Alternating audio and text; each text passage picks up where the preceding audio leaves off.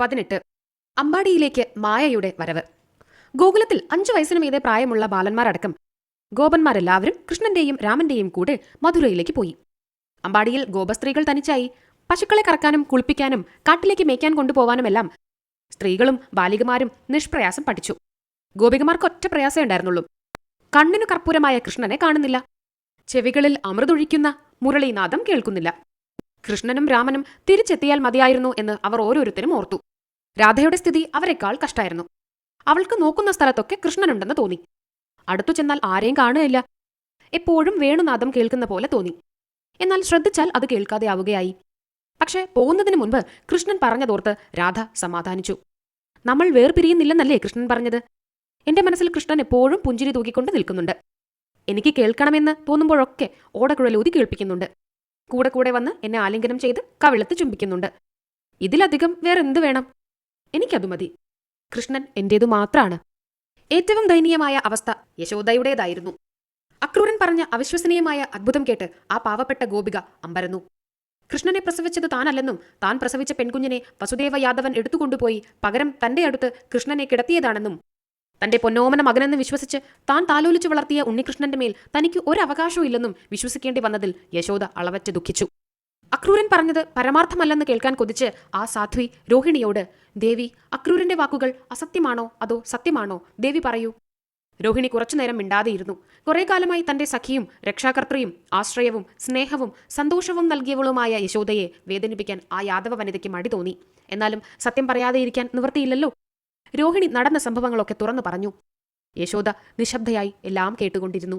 കൃഷ്ണൻ ഇനി ഒരിക്കലും തന്റെ അടുത്തേക്ക് വരില്ലെന്നും യഥാർത്ഥത്തിലുള്ള അച്ഛനമ്മമാരുടെ കൂടെ രാജഭോഗങ്ങൾ അനുഭവിച്ചുകൊണ്ട് മധുര രാജധാനിയിൽ കഴിയുകയേ ഉള്ളുവെന്നും യശോദയ്ക്ക് ബോധ്യപ്പെട്ടു. മനസ്സിന്റെ ചാഞ്ചാട്ടം നിലച്ചു. ഒരു കാര്യം ഉറപ്പായാൽ പിന്നെ അതോർത്ത് വേവലാതിപ്പെടേണ്ടതില്ലല്ലോ. രോഹിണി എല്ലാം പറഞ്ഞു തന്നതിന്റെ പിറ്റേ ദിവസം യശോദ അടുക്കളയിൽ തൈര് കടഞ്ഞുകൊണ്ടിരിക്കുമ്പോൾ ആലോചിച്ചു. ഞാൻ പ്രസവിച്ച ഉണ്ണിയല്ല കൃഷ്ണനെന്നും അവന്റെ അമ്മ ദേവകീ ദേവിയാണെന്നും അറിഞ്ഞു. അതിലിനി വേദനിച്ചിട്ട് കാര്യമില്ല. എന്നാൽ ഞാൻ പ്രസവിച്ച പെൺകുഞ്ഞ് എവിടെ പോയി? വസുദേവ യാദവൻ അവളെ കൊണ്ടുപോയിട്ട് എന്തു ചെയ്തു? അവളിപ്പോൾ എവിടെയായിരിക്കും? മരിച്ചു പോയിട്ടുണ്ടാവോ? അങ്ങനെ വരികയില്ല. അവൾ എവിടെയോ ഉണ്ട്.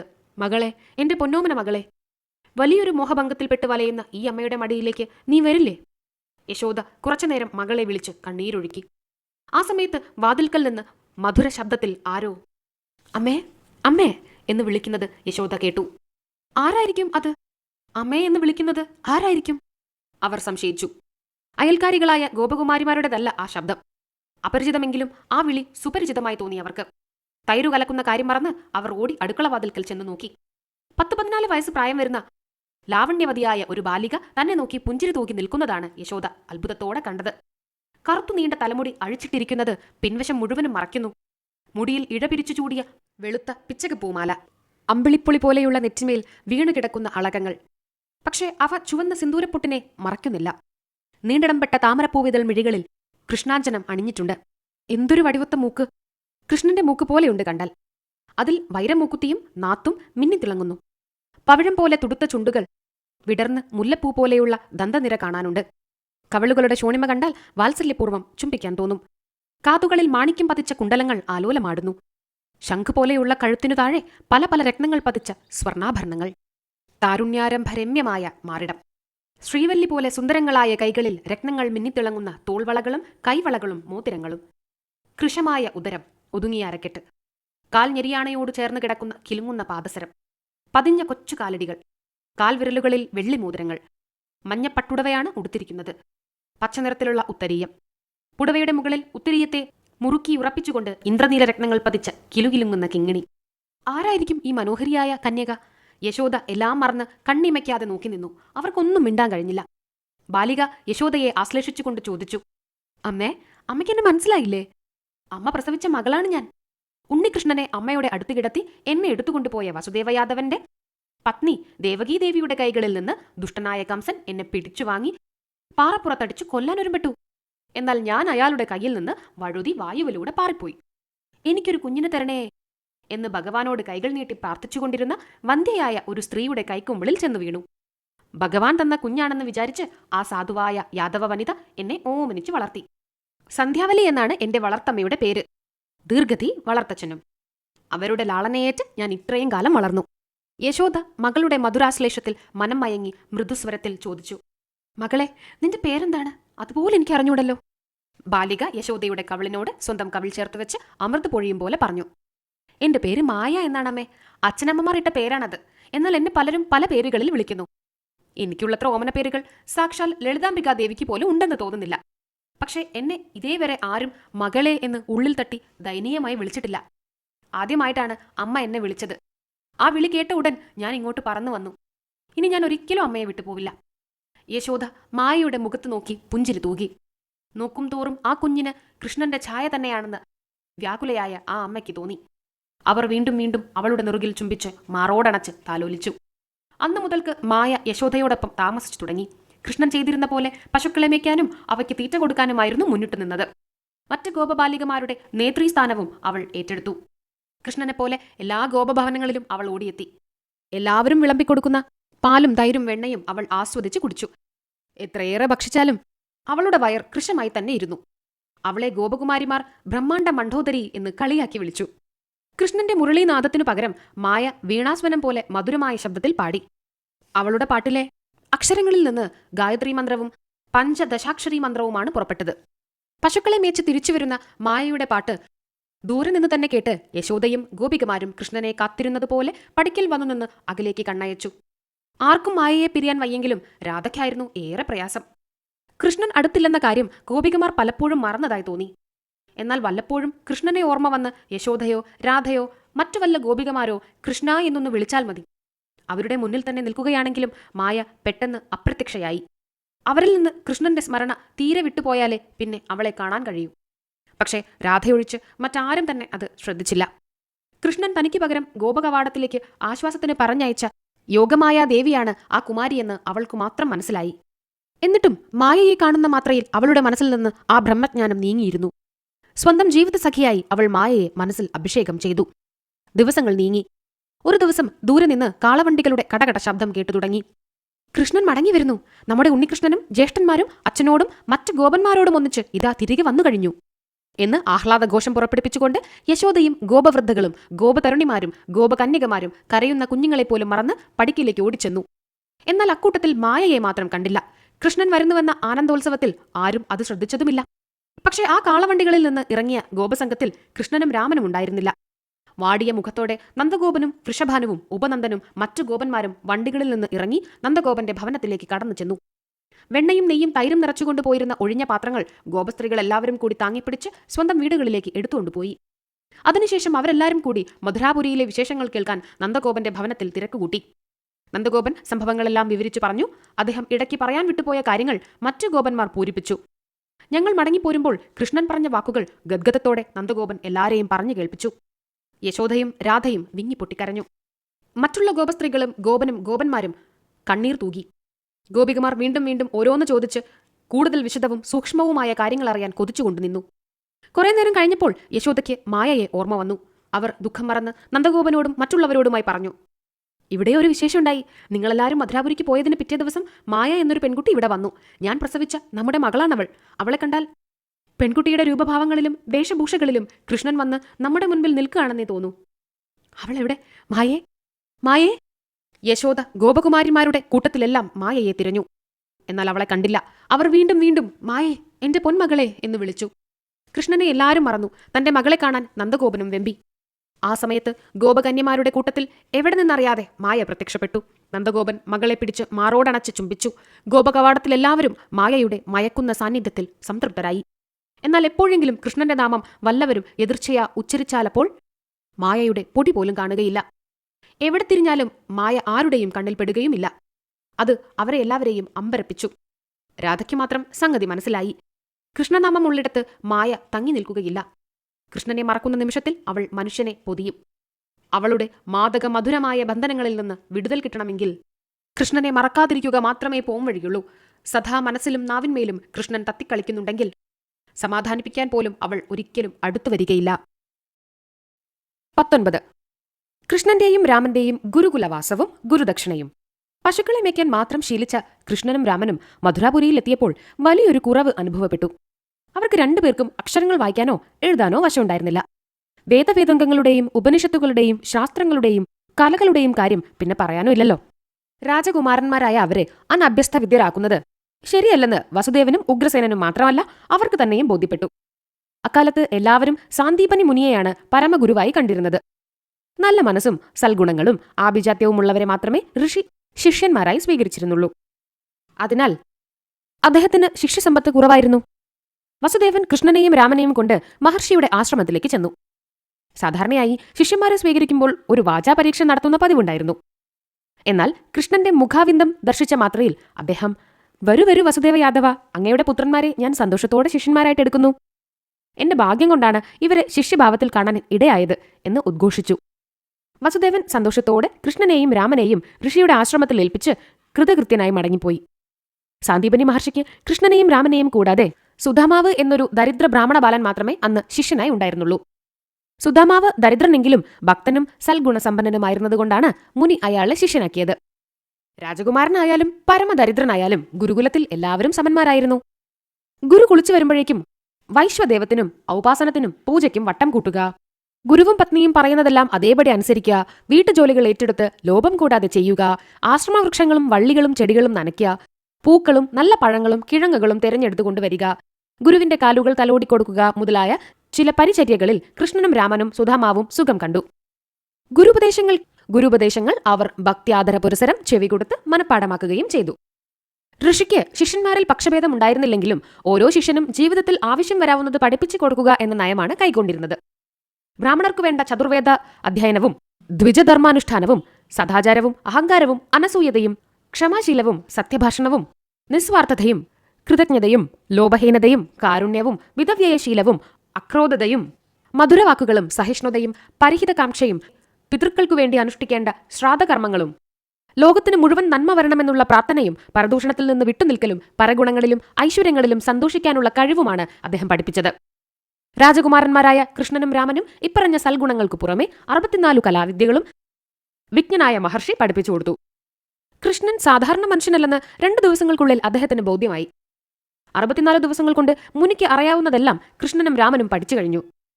കുറച്ചുകാലം മുൻപ് ഗുരുകുലത്തിൽ വന്നു ചേർന്ന സുധാമാവിനും ആവശ്യമുള്ള വിദ്യാഭ്യാസം ലഭിച്ചു. സാന്ദീപനി ഋഷിക്ക് കൃഷ്ണന്റെയും രാമന്റെയും മഹത്വം അറിയാമായിരുന്നുവെങ്കിലും അദ്ദേഹത്തിന്റെ പത്നി സാഗരികയ്ക്ക് അവരിതോ രാജകുമാരന്മാരാണെന്നല്ലാതെ സാമാന്യത്തിൽ കവിഞ്ഞ യോഗ്യതയുള്ളവരാണെന്ന് മനസ്സിലായില്ല. സ്വഭാവേന അലസയായിരുന്ന അവർ അടുക്കളപ്പണി മുതൽക്ക് ആശ്രമം അടിച്ചുവാരി വെടുപ്പാക്കുന്ന ജോലി വരെ എല്ലാ പ്രവൃത്തികളും രാമനെയും കൃഷ്ണനെയും സുധാമാവിനെയും കൊണ്ട് ചെയ്യിച്ചു പോന്നു. ദരിദ്രനായ സുധാമാവിന് അതൊന്നും പ്രയാസമായി തോന്നിയില്ല. ഇടയക്കൂട്ടത്തിൽ പശുക്കളെ മേച്ചും കുളിപ്പിച്ചും കുട്ടിക്കാലം കഴിച്ചു കൂട്ടിയ കൃഷ്ണനും രാമനും വീട്ടുജോലികൾ അറിയാമായിരുന്നില്ല. അവർ ചെയ്യുന്ന പ്രവൃത്തികളിലെല്ലാം കുറ്റം കണ്ടുപിടിച്ച് സാഗരിക ശകാരിച്ച് വീണ്ടും വീണ്ടും ചെയ്യിച്ച് തൃപ്തിയടഞ്ഞു. 2 രാജകുമാരന്മാർ തന്റെ ആശ്രമത്തിൽ അടിമപ്പണി ചെയ്യുന്നതിൽ വിവേകഹീനയായ ആ സ്ത്രീ അഭിമാനം കൊണ്ടു.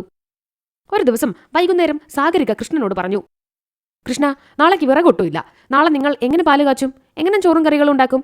നീ കാട്ടിപ്പോയി കുറെ വിറകൊടിച്ചുകൊണ്ട് വാ. തുണയ്ക്ക് സുധാമാവിനെയും കൂട്ടിക്കോ. വിറകൊടിച്ചു കൊണ്ടുവന്ന ശേഷം മതി അത്താഴം. രാമൻ ഇക്കൂട്ടത്തിൽ പോകണ്ട. പുഴയിൽ നിന്ന് 10 കുടം വെള്ളം മുക്കിക്കൊണ്ടുവരേണ്ടതുണ്ട്. അത് രാമൻ ചെയ്തോളട്ടെ. നിങ്ങൾ 2 പേരും കാട്ടിലേക്ക് പോയി വിറകൊടിച്ചു കൊണ്ടുവരുവിൻ. സുധാമാവിന്റെ അതേ പ്രായത്തിലുള്ള ഒരു ഉണ്ണി സാന്ദീപനി മഹർഷിക്കുമുണ്ട്.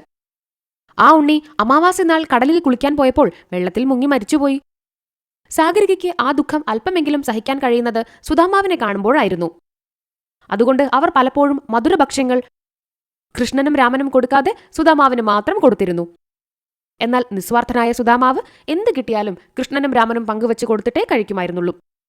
വിറകിന് പോകാൻ സുധാമാവിനോടും കൃഷ്ണനോടും കൽപ്പിച്ച ശേഷം അവർ ഒരു പിടി അവൽ സുധാമാവിന്റെ മടിക്കുത്തിൽ ഇട്ടുകൊടുത്തു. വിശപ്പ് തോന്നുമ്പോൾ തിന്നോളാൻ വാത്സല്യപൂർവ്വം രഹസ്യമായി പറഞ്ഞു. രാമൻ പുഴയിലേക്ക് കുടവും കൊണ്ടുപോയ ഉടൻ കൃഷ്ണനും സുധാമാവും വിറകൊടിച്ചു കഴിഞ്ഞാൽ കെട്ടാനുള്ള കയറുകളും കൊണ്ട് കാട്ടിലേക്ക് പുറപ്പെട്ടു. അപ്പോൾ സമയം 10 ആയതേ ഉണ്ടായിരുന്നുള്ളൂ. വഴിനീള ഇലകൾ കാണാവുന്ന വിധത്തിൽ പല വർണ്ണങ്ങളിൽ 10 പൂക്കൾ കുലകുലയായി വിരിഞ്ഞു നിൽക്കുന്നത് കണ്ടാസ്വദിച്ചുകൊണ്ട് കൃഷ്ണനും സുധാമാവും കാട്ടിലേക്ക് നടന്നു. കാട് അടുത്തല്ലാത്തതുകൊണ്ടും വേഗത്തിൽ പകൽ അവസാനിച്ച് രാത്രി തുടങ്ങുന്ന കാലമായ വൃശ്ചികമാസമായതുകൊണ്ടും അവർ കാട്ടിലെത്തിയപ്പോഴേക്കും കുറേശ്ശെ ഇരുട്ട് പരന്നു തുടങ്ങിയിരുന്നു. മരങ്ങൾ ഇടതൂർന്നു നിൽക്കുന്ന കാടായിരുന്നതിനാൽ കാട്ടിൽ ചെന്ന നേരത്ത് നല്ല ഇരുട്ടായി. ഇരുട്ടത്ത് കണ്ണ് നേരാവണ്ണം കാണാതെയാണെങ്കിലും അവർ 2 പേരും കൂടി വല്ല വിധത്തിലും കുറെ വിറകൊടിച്ച് 2 കെട്ടുകളാക്കി കയർ കൊണ്ട് കെട്ടിവെച്ചു. അപ്പോൾ ആകാശം മേഘാവൃതമായി. കാറ്റ് ഊക്കിൽ വീശി. ചുറ്റുപാടുള്ളതൊന്നും തന്നെ ഒട്ടും കാണാതെയായി. മാത്രമല്ല പ്രളയകാലത്തെന്ന പോലെ പെരുമഴ പെയ്തു തുടങ്ങുകയും ചെയ്തു. ഗോവർദ്ധനഗിരി ഒറ്റ വിരലിന്മേലെടുത്തു പൊക്കി അമ്പാടിയിലെ ഇടയന്മാരെയും പശുക്കളെയും പേമഴയിൽ നിന്ന് രക്ഷിച്ച കൃഷ്ണൻ ആ സമയത്ത് മഴയേറ്റുകൊണ്ട് തണുത്തു വിറച്ച് നിഷ്ക്രിയനായി നിന്നതേയുള്ളൂ. ആ മഴ ചന്ദനജലം പോലെ സുഖശീതളമായിട്ടേ കൃഷ്ണന് അനുഭവപ്പെട്ടുള്ളൂ. മഴയത്ത് മരത്തണലത്ത് നിന്നിട്ടും കാര്യമുണ്ടായില്ല. മഴയേക്കാളേറെ വെള്ളം ചങ്ങാതിമാരുടെ മേൽ ഇലകൾ വർഷിച്ചു. കൂറ്റാക്കൂറ്റിരിടത്ത് തപ്പിത്തപ്പി നടന്നപ്പോൾ അവർ ഒരു ഗുഹാമുഖത്തെത്തി. ഗുഹയിൽ പുലി മുതലായ ഹിംസ്രജീവികൾ ഉണ്ടാവുമോ എന്ന് സംശയിച്ചുകൊണ്ടാണെങ്കിലും അവർ പതുക്കെ പതുക്കെ അടിവെച്ച് ഉള്ളിലേക്ക് കടന്നു. അവിടെ ഒരു ഈച്ച പോലും ഉണ്ടായിരുന്നില്ല. എന്തുകൊണ്ടോ ക്രൂരജന്തുക്കൾ ആ ഗുഹ അവർക്ക് വേണ്ടി ഒഴിച്ചിട്ടതുപോലെ തോന്നി. മഴ കൊള്ളാതെ സുരക്ഷിതന്മാരായിട്ടാണെങ്കിലും തണുത്തു വിറച്ചും വിശന്നു പൊരിഞ്ഞും കൃഷ്ണനും സുധാമാവും ഗുഹയുടെ ഉള്ളിൽ ചുരുണ്ടു കൂടിയിരുന്നു. സുധാമാവ് ഗുഹയിൽ കുറെ കൂടി അകത്തേക്ക് ചെന്ന് നിലത്തു കിടക്കാൻ വട്ടം കൂട്ടി. കൃഷ്ണ വരൂ, ഇവിടെ തണുപ്പില്ല, മിനുത്ത നിലാവുമാണ്. നമുക്കിവിടെ കിടന്നുറങ്ങാം. നേരം പുലർന്നാൽ ആശ്രമത്തിലേക്ക് മടങ്ങാം. കൃഷ്ണൻ മറുപടി പറഞ്ഞു. വല്ലാതെ വിശക്കുന്നു. വിശപ്പുള്ളപ്പോൾ ഉറക്കം വരുമോ? അതുമാത്രമല്ല, നമുക്ക് വഴി തെറ്റിയിട്ടുണ്ടാവും. ശരിയായ വഴി കണ്ടുപിടിച്ചാലും നനഞ്ഞ വിറകുകൊണ്ട് നമ്മൾ എപ്പോഴാണ് ആശ്രമത്തിലെത്തുക? വിറകില്ലാതെ ആശ്രമത്തിൽ ഭക്ഷണം പാകം ചെയ്യാൻ ജ്യേഷ്ഠൻ എന്തു ചെയ്യും? എല്ലാം കൂടി ആലോചിച്ചിട്ട് എനിക്ക് ഉറങ്ങാൻ മാത്രമല്ല ഒന്ന് കിടക്കാൻ പോലും മനസ്സ് വരുന്നില്ല. കൃഷ്ണൻ വിശപ്പിന്റെ കാര്യം പറഞ്ഞപ്പോൾ ഗുരുപത്നി തനിക്ക് തന്ന ഒരു പിടി അവിൽ സുധാമാവിന് ഓർമ്മ വന്നു. കുറച്ച് അവരേ ഉള്ളൂ, അത് കൃഷ്ണനുമായി പങ്കുവെക്കണമെന്നുണ്ടോ? പങ്കുവച്ചാൽ രണ്ടുപേർക്കും വായിലിടുമ്പോഴേക്കും അലിഞ്ഞിറങ്ങിപ്പോവാൻ മാത്രമേ ഉണ്ടാവൂ. ഒരാൾക്കു മാത്രമായാൽ വയറിന്റെ അരക്കാലംശമെങ്കിലും നിറഞ്ഞേക്കും. അങ്ങനെയെല്ലാം ആലോചിച്ച് സ്വഭാവേന തീരെ സ്വാർത്ഥിയല്ലെങ്കിലും വിശപ്പിന്റെ ആധിക്യം കൊണ്ട് സുധാമാവ് കൃഷ്ണന് കൊടുക്കാതെ അവൽ കുറേശ്ശെയായി വായിലിട്ട് പതുക്കെ ചവച്ചു തുടങ്ങി. ഗുഹയുടെ പുറംഭാഗത്തിനടുത്തിരിക്കുന്ന കൃഷ്ണന് സുധാമാവ് തിന്നതെന്താണെന്ന് മനസ്സിലായി. എന്നാലും വാസുദേവൻ ചിരിച്ചുകൊണ്ട് ചോദിച്ചു, സഖേ, നീ എന്തോ ചവച്ച് തിന്നുന്നുണ്ടല്ലോ. എനിക്ക് തരാതെ നീ എന്താണ് തിന്നുന്നത്? സുധാമാവ് ചവയ്ക്കൽ നിർത്തി. ഒന്നും തിന്നുന്നില്ല. തിന്നാൻ എന്തുണ്ട്? ഉമിനീർ ചവച്ച് കുടിക്കുകയാണ്. ഉറങ്ങിയില്ലെങ്കിൽ ഉമിനീർ പോലും വറ്റിപ്പോവും. അവൾ തിന്നു തീർത്ത് സുധാമാവ് അവിടെ തന്നെ കിടന്ന് ഉറങ്ങാനുള്ള പുറപ്പാടായി. അപ്പോൾ കൃഷ്ണൻ പറഞ്ഞു, സഖേ, നീ തിന്നുന്നതെന്തായാലും ഞാനത് ഒരിക്കൽ നിന്റെ പക്കൽ നിന്ന് വാങ്ങി തിന്നും. താൻ അവൽ തിന്നത് കൃഷ്ണൻ അറിഞ്ഞുവോ എന്ന് ശങ്കിച്ച് സുധാമാവ് ഉറങ്ങാതെ നേരം വെളുപ്പിച്ചു. വിശപ്പും തണുപ്പുമുണ്ടെങ്കിലും അതൊന്നും ബാധിക്കാതെ കൃഷ്ണൻ ഗുഹാമുഖത്തിനടുത്ത് നിലത്തുകിടന്ന് സുഖമായി ഉറങ്ങി. നേരം പുലർന്നപ്പോഴേക്കും കാറ്റും മഴയും ശമിച്ചിരുന്നു. ഉറക്കമില്ലാതെ കിടന്നിരുന്ന സുധാമാവ് കൃഷ്ണനെ വിളിച്ചുണർത്തി. അവർ രണ്ടുപേരും കൂടി നടന്നു തിരഞ്ഞ് വിറകുകെട്ടുകൾ കണ്ടെത്തി. തലയിൽ വിറകു ചുമന്ന് കാട്ടിന് പുറത്തേക്ക് കടന്ന അവരെ എതിരേറ്റത് സാന്ദീപനി മുനിയായിരുന്നു.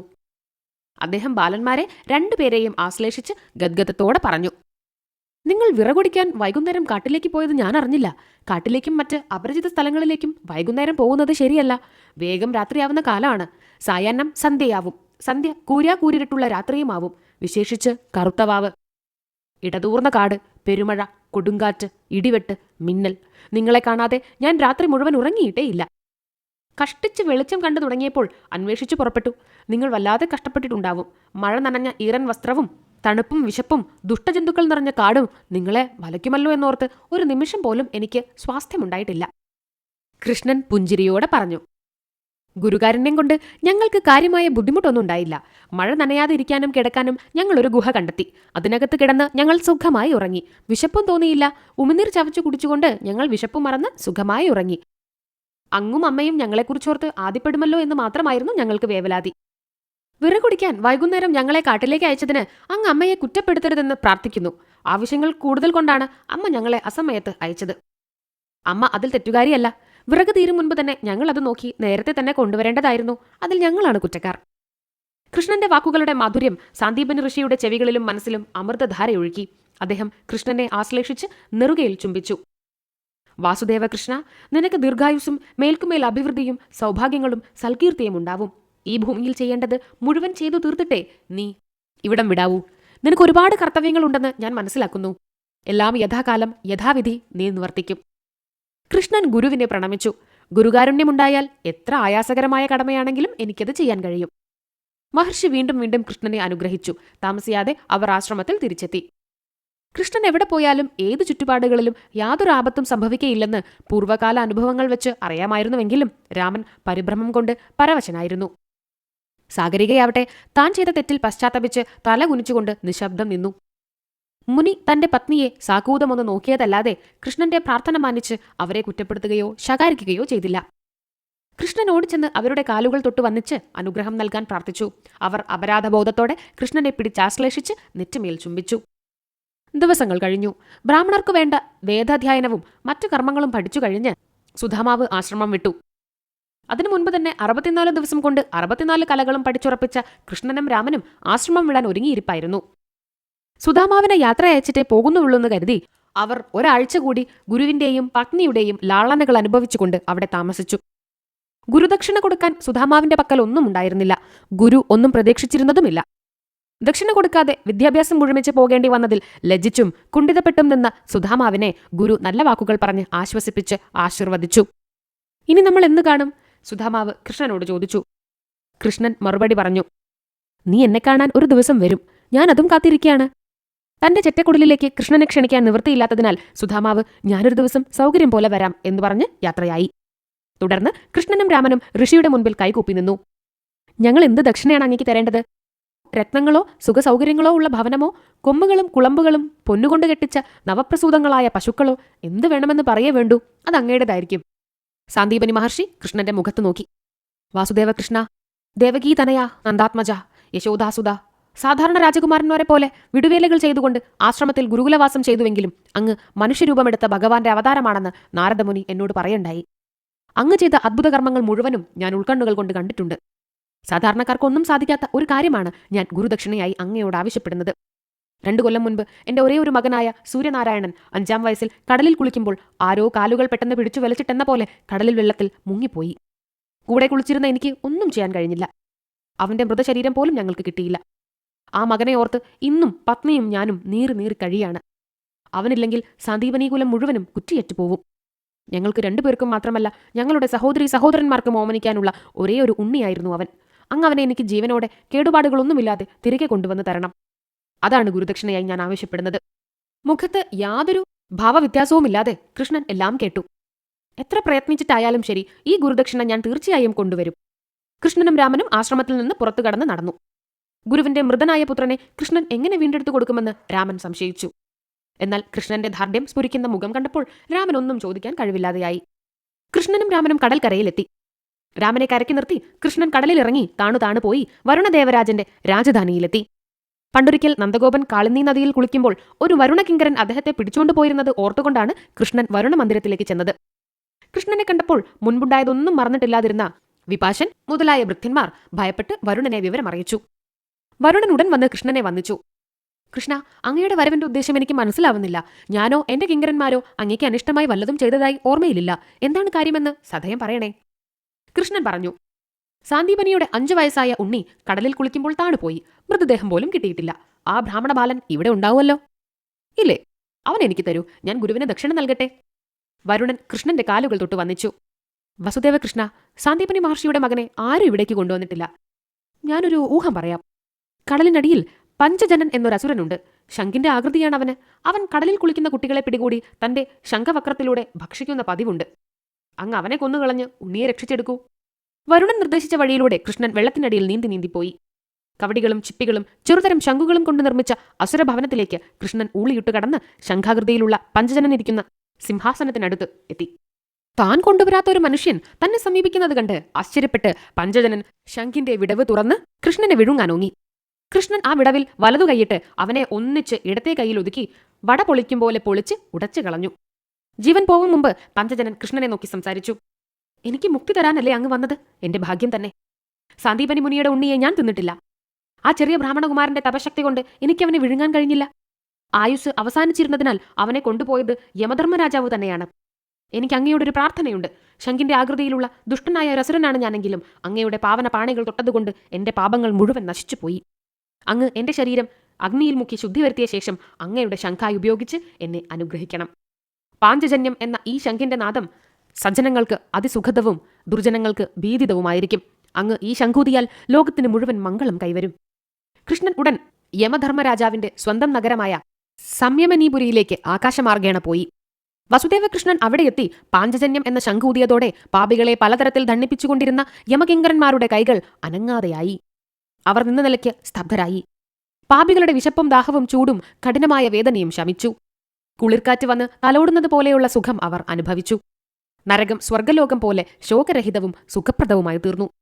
പെട്ടെന്ന് വന്നുകൂടിയ മാറ്റങ്ങൾ കണ്ടും കർണാനന്ദകരമായ ശംഖനാദം കേട്ടും അമ്പരന്ന യമധർമ്മ രാജാവ് സിംഹാസനത്തിനുമേൽ നിന്ന് ചാടി എഴുന്നേറ്റ് സംഭ്രാന്തരായി നിൽക്കുന്ന ചിത്രഗുപ്തനെയും കൂട്ടി ഗോപുരവാതിൽക്കലേക്ക് ചെന്നു. അവിടെ കൃഷ്ണനെ കണ്ട് യമധർമ്മ രാജാവ് കൈകൂപ്പി നിന്നു. ചെറിയ രത്നകിരീടം അതിനു മുകളിൽ 5 മയിൽപീലികൾ കുത്തി നിർത്തിയിട്ടുണ്ട്. നെറ്റിമേൽ ഗോരോചനവും ചന്ദനവും കസ്തൂരിയും സിന്ദൂരവും കൂട്ടിക്കുഴച്ച ഗോപിക്കുറി. നീണ്ട മിഴികൾ നീലത്താമരപ്പൂ വിതളിനെ ഓർമ്മിപ്പിക്കുന്നു.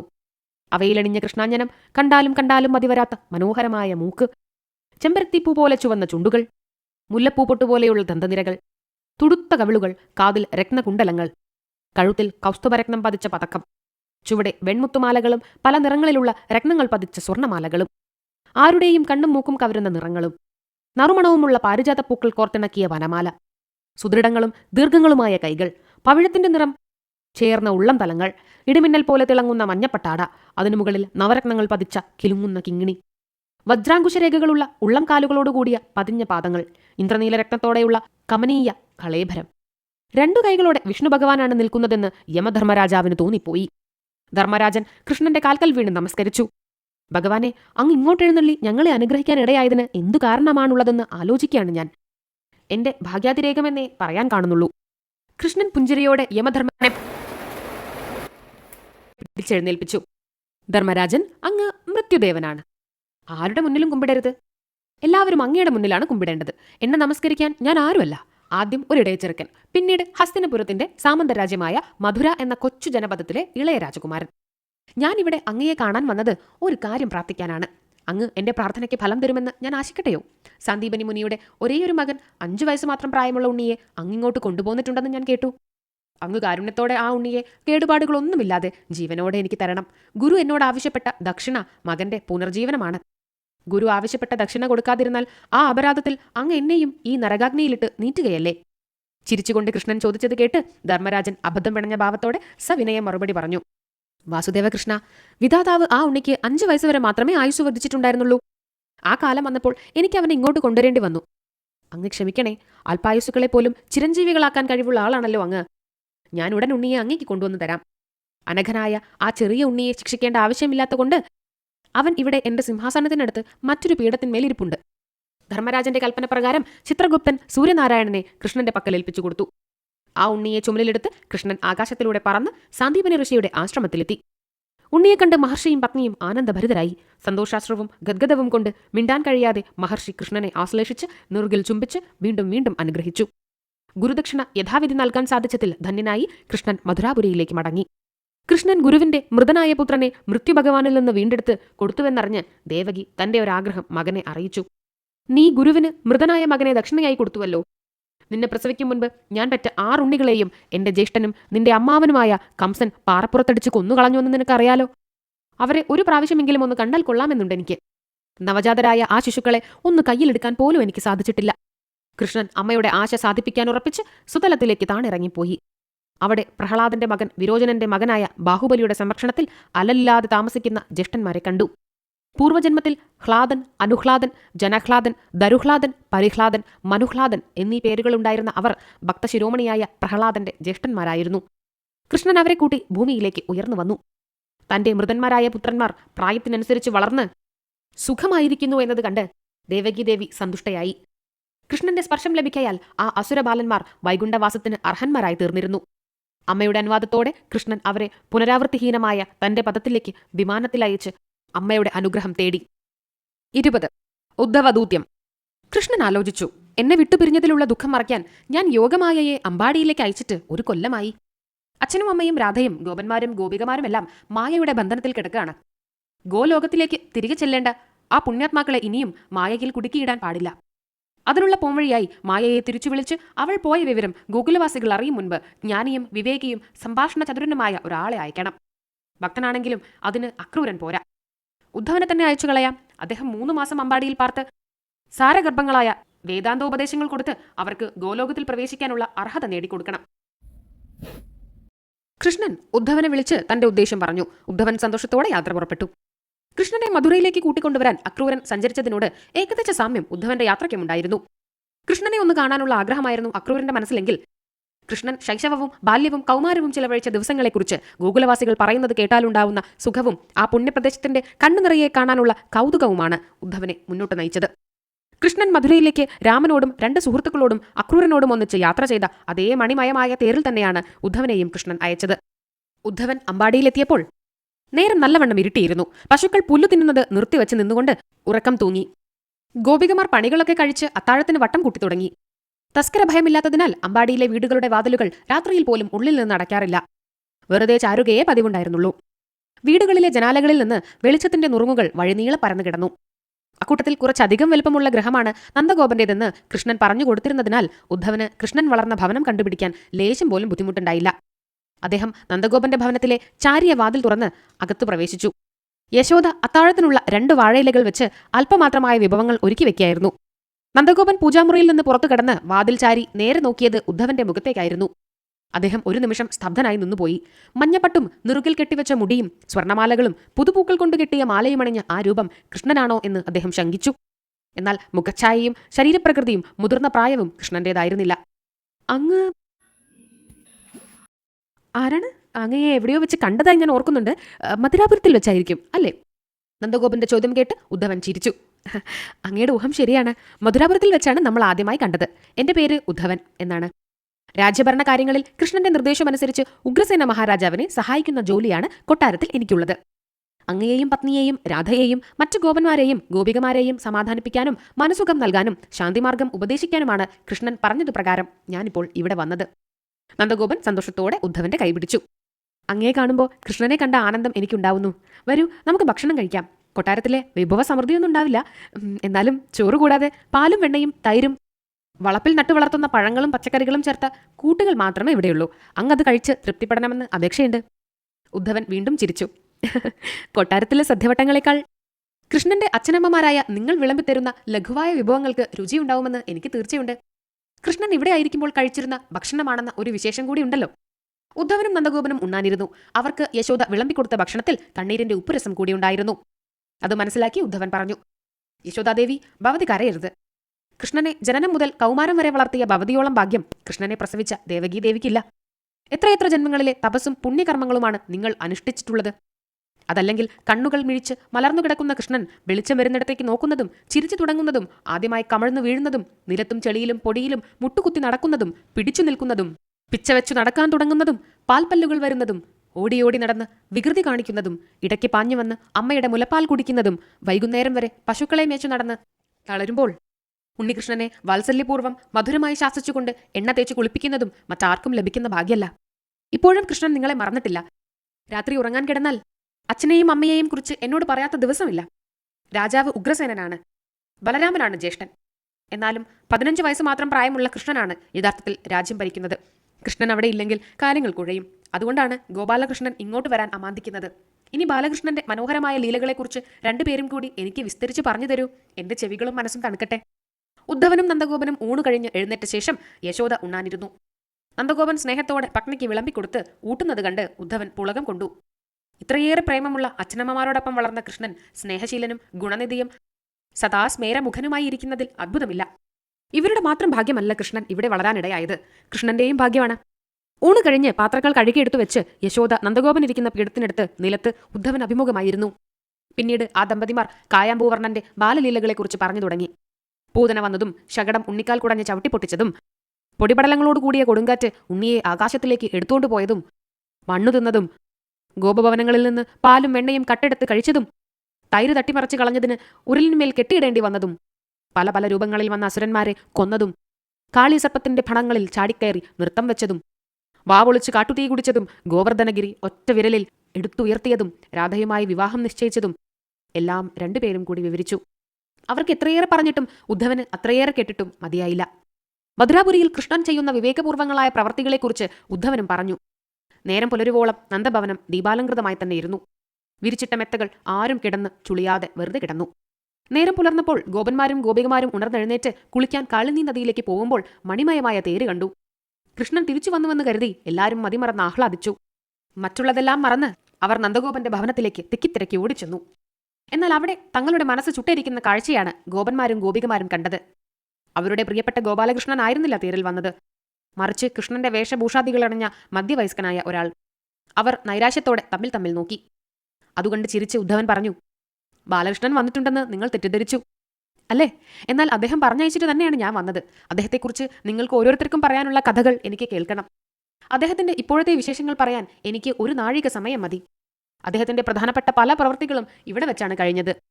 മധുരയിൽ അദ്ദേഹം അത്ഭുതകർമ്മങ്ങളൊന്നും ചെയ്യാതെ സാധാരണ രാജകുമാരന്മാരെ പോലെയാണ് കഴിയുന്നത്. എന്നാൽ അദ്ദേഹം നിങ്ങളെ ആരെയും മറന്നിട്ടില്ല. ഓരോരുത്തരുടെയും പേരും വർത്തമാനങ്ങളും എപ്പോഴും പറയും.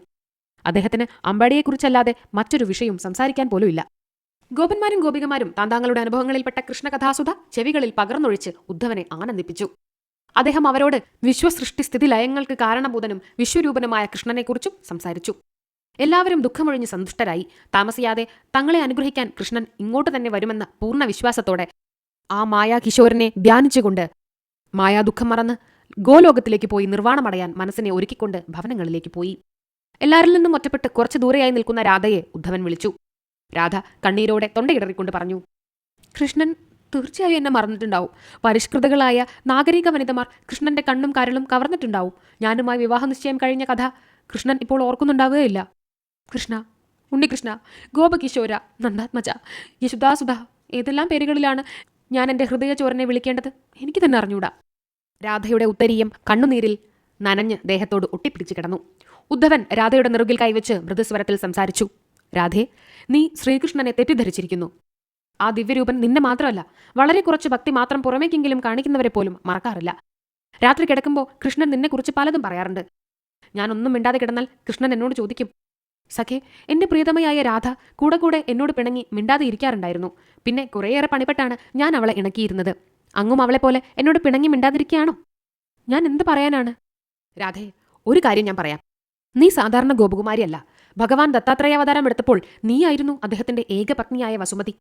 മറ്റുള്ളവരുടെയും ശിഷ്യന്മാരുടെയും ശല്യം വയ്യെന്ന് കരുതി ഭഗവാൻ നിന്നെയും പട്ടികളുടെ രൂപത്തിൽ ഋഗ്വേദം, യജുർവേദം, സാമവേദം, അഥർവവേദം എന്നീ ചതുർവേദങ്ങളെയും മാത്രം ഒപ്പം കൂട്ടി അനേകം തീർത്ഥഘട്ടങ്ങളിൽ മാറി മാറി അദൃശ്യരായി സഞ്ചരിക്കുകയായിരുന്നു. ഒരിക്കലും ഒരിടത്തും നിങ്ങൾ ഒരു ദിവസത്തിലധികം തങ്ങിയില്ല. നിങ്ങൾ രണ്ടുപേരെയും ഒന്നിച്ചു കണ്ടവർ 4 പേർ മാത്രമേയുള്ളൂ.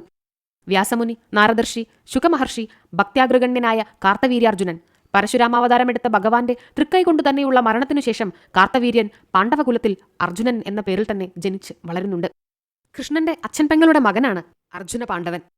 കുട്ടിക്കാലം മുതൽ തന്നെ അവർ ഉറ്റ മിത്രങ്ങളുമാണ്. അത്രത്തോളം പഴയ ഭക്തന്മാരെ വരെ മറക്കാത്ത കൃഷ്ണൻ പൂർവ്വജന്മത്തിലെ പ്രിയതമയും ഭക്തോത്തമയുമായ നിന്നെ മറക്കുവോ? ഒരിക്കലുമില്ല. ആ അവതാര കഥ നിന്നെ പറഞ്ഞു കേൾപ്പിച്ച് നിന്റെ മായാധീനമായ ഹൃദയത്തിന് ആശ്വാസം നൽകണമെന്ന് കൃഷ്ണൻ എന്നോട് പ്രത്യേകമായി ഏൽപ്പിച്ചിട്ടുണ്ട്. അതനുസരിച്ചാണ് ഞാൻ നിന്നെ ഈ പഴങ്കഥകളൊക്കെ പറഞ്ഞു കേൾപ്പിച്ചത്. കൃഷ്ണന്റെ സ്വർഗാരോഹണ സമയത്ത് നീയും ഒപ്പമുണ്ടാവും. നിങ്ങൾ രണ്ടുപേരും ഇവിടെയുള്ള ഗോപന്മാരും ഗോപികമാരും ഗോലോകത്തിൽ അല്ലലില്ലാതെ എന്നും ജീവിക്കും. കൃഷ്ണനെ തൊട്ടവരൊക്കെ ചിരഞ്ജീവികളായി തീരും. അതിനാൽ മൃത്യുദേവൻ നിങ്ങളെ ആരെയും സ്പർശിക്കില്ല. ഒരു കാര്യം മനസ്സിലാക്കൂ, കൃഷ്ണൻ ഗോലോകത്തിലും ഭൂമിയിലും വാഴുന്ന അതേ സമയത്ത് തന്നെ ശ്വേതദ്വീപിലും പാലാഴിയിലും എല്ലാ ലോകങ്ങൾക്കും ഉപരിയായി സ്ഥിതി ചെയ്യുന്ന വൈകുണ്ഠത്തിലും വിഷ്ണു ഭഗവാന്റെ വിശ്വരൂപത്തിൽ പന്നകശയ്യമേൽ കിടക്കുന്നുണ്ടാവും. ഭഗവാന്റെ വലതുകൈകൾ ശയ്യയുടെ താഴത്തേക്ക് തൂങ്ങിക്കിടന്ന് ഭക്തന്മാരെ അനുഗ്രഹിക്കും. ഇടതുകൈകൾ ഭക്തന്മാർക്ക് അഭയം കൊടുത്ത് കണ്ണീർ തുടച്ച് പുഞ്ചിരി വിരിയിക്കും. ഇതെല്ലാം മനസ്സിലാക്കി നീ അചഞ്ചലയായി സാക്ഷാൽ പരബ്രഹ്മമൂർത്തിയായ വിഷ്ണു ഭഗവാന്റെ സകളരൂപമായ കൃഷ്ണനെക്കുറിച്ചല്ലാതെ മറ്റൊരു വിചാരവും മനസ്സിൽ കടക്കാതെ സൂക്ഷിച്ച് സ്വപ്നം കാണുന്ന പോലെ സ്മേരവദനയായി കഴിഞ്ഞുകൂടിക്കൊള്ളുക. ഉദ്ധവൻ പറഞ്ഞത് കേട്ട് രാധയുടെ മനസ്സ് ശാന്തമായി. ഉദ്ധവൻ 3 മാസം അമ്പാടിയിൽ താമസിച്ചു. ഗോപന്മാരുടെയും വിശേഷിച്ച് ഗോപികമാരുടെയും കൃഷ്ണപ്രേമത്തിന്റെ ആഴം കണ്ട് അദ്ദേഹം വിസ്മയഭരിതനായി. പശുക്കളെ കറക്കുമ്പോഴും പാലു കാച്ചുമ്പോഴും തൈര് കടയുമ്പോഴും മറ്റു വീട്ടുജോലികൾ ചെയ്യുമ്പോഴും ഭർത്തൃശുശ്രൂഷ ചെയ്യുമ്പോഴും ശിശുക്കളെ മുലപ്പാലൂട്ടി പരിചരിക്കുമ്പോഴും അവർ സ്വയം രചിച്ച കൃഷ്ണസ്തുതികൾ പാടിക്കൊണ്ടിരുന്നു. ഓരോരുത്തരും സ്വന്തം ഭാവനയ്ക്കനുസരിച്ച് വ്യത്യസ്ത അക്ഷരങ്ങളിലും രാഗങ്ങളിലും താളങ്ങളിലുമാണ് പാടിയിരുന്നത്.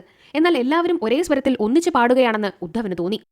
എപ്പോഴും കൃഷ്ണഗീതികൾ കേട്ട് ഉദ്ധവൻ പുളകിതനാവാത്ത ഒരു നിമിഷം പോലും ഉണ്ടായിരുന്നില്ല. 3 മാസങ്ങൾക്കു ശേഷം ചഞ്ചലചിത്തത വെടിഞ്ഞ് ശാന്തവും പ്രസന്നവുമായ ഭാവത്തോടെ സന്തുഷ്ടരായിരിക്കുന്ന അമ്പാടിയിലുള്ളവരോട് വിടവാങ്ങി ഉദ്ധവൻ മധുരയിലേക്ക് മടങ്ങിപ്പോയി.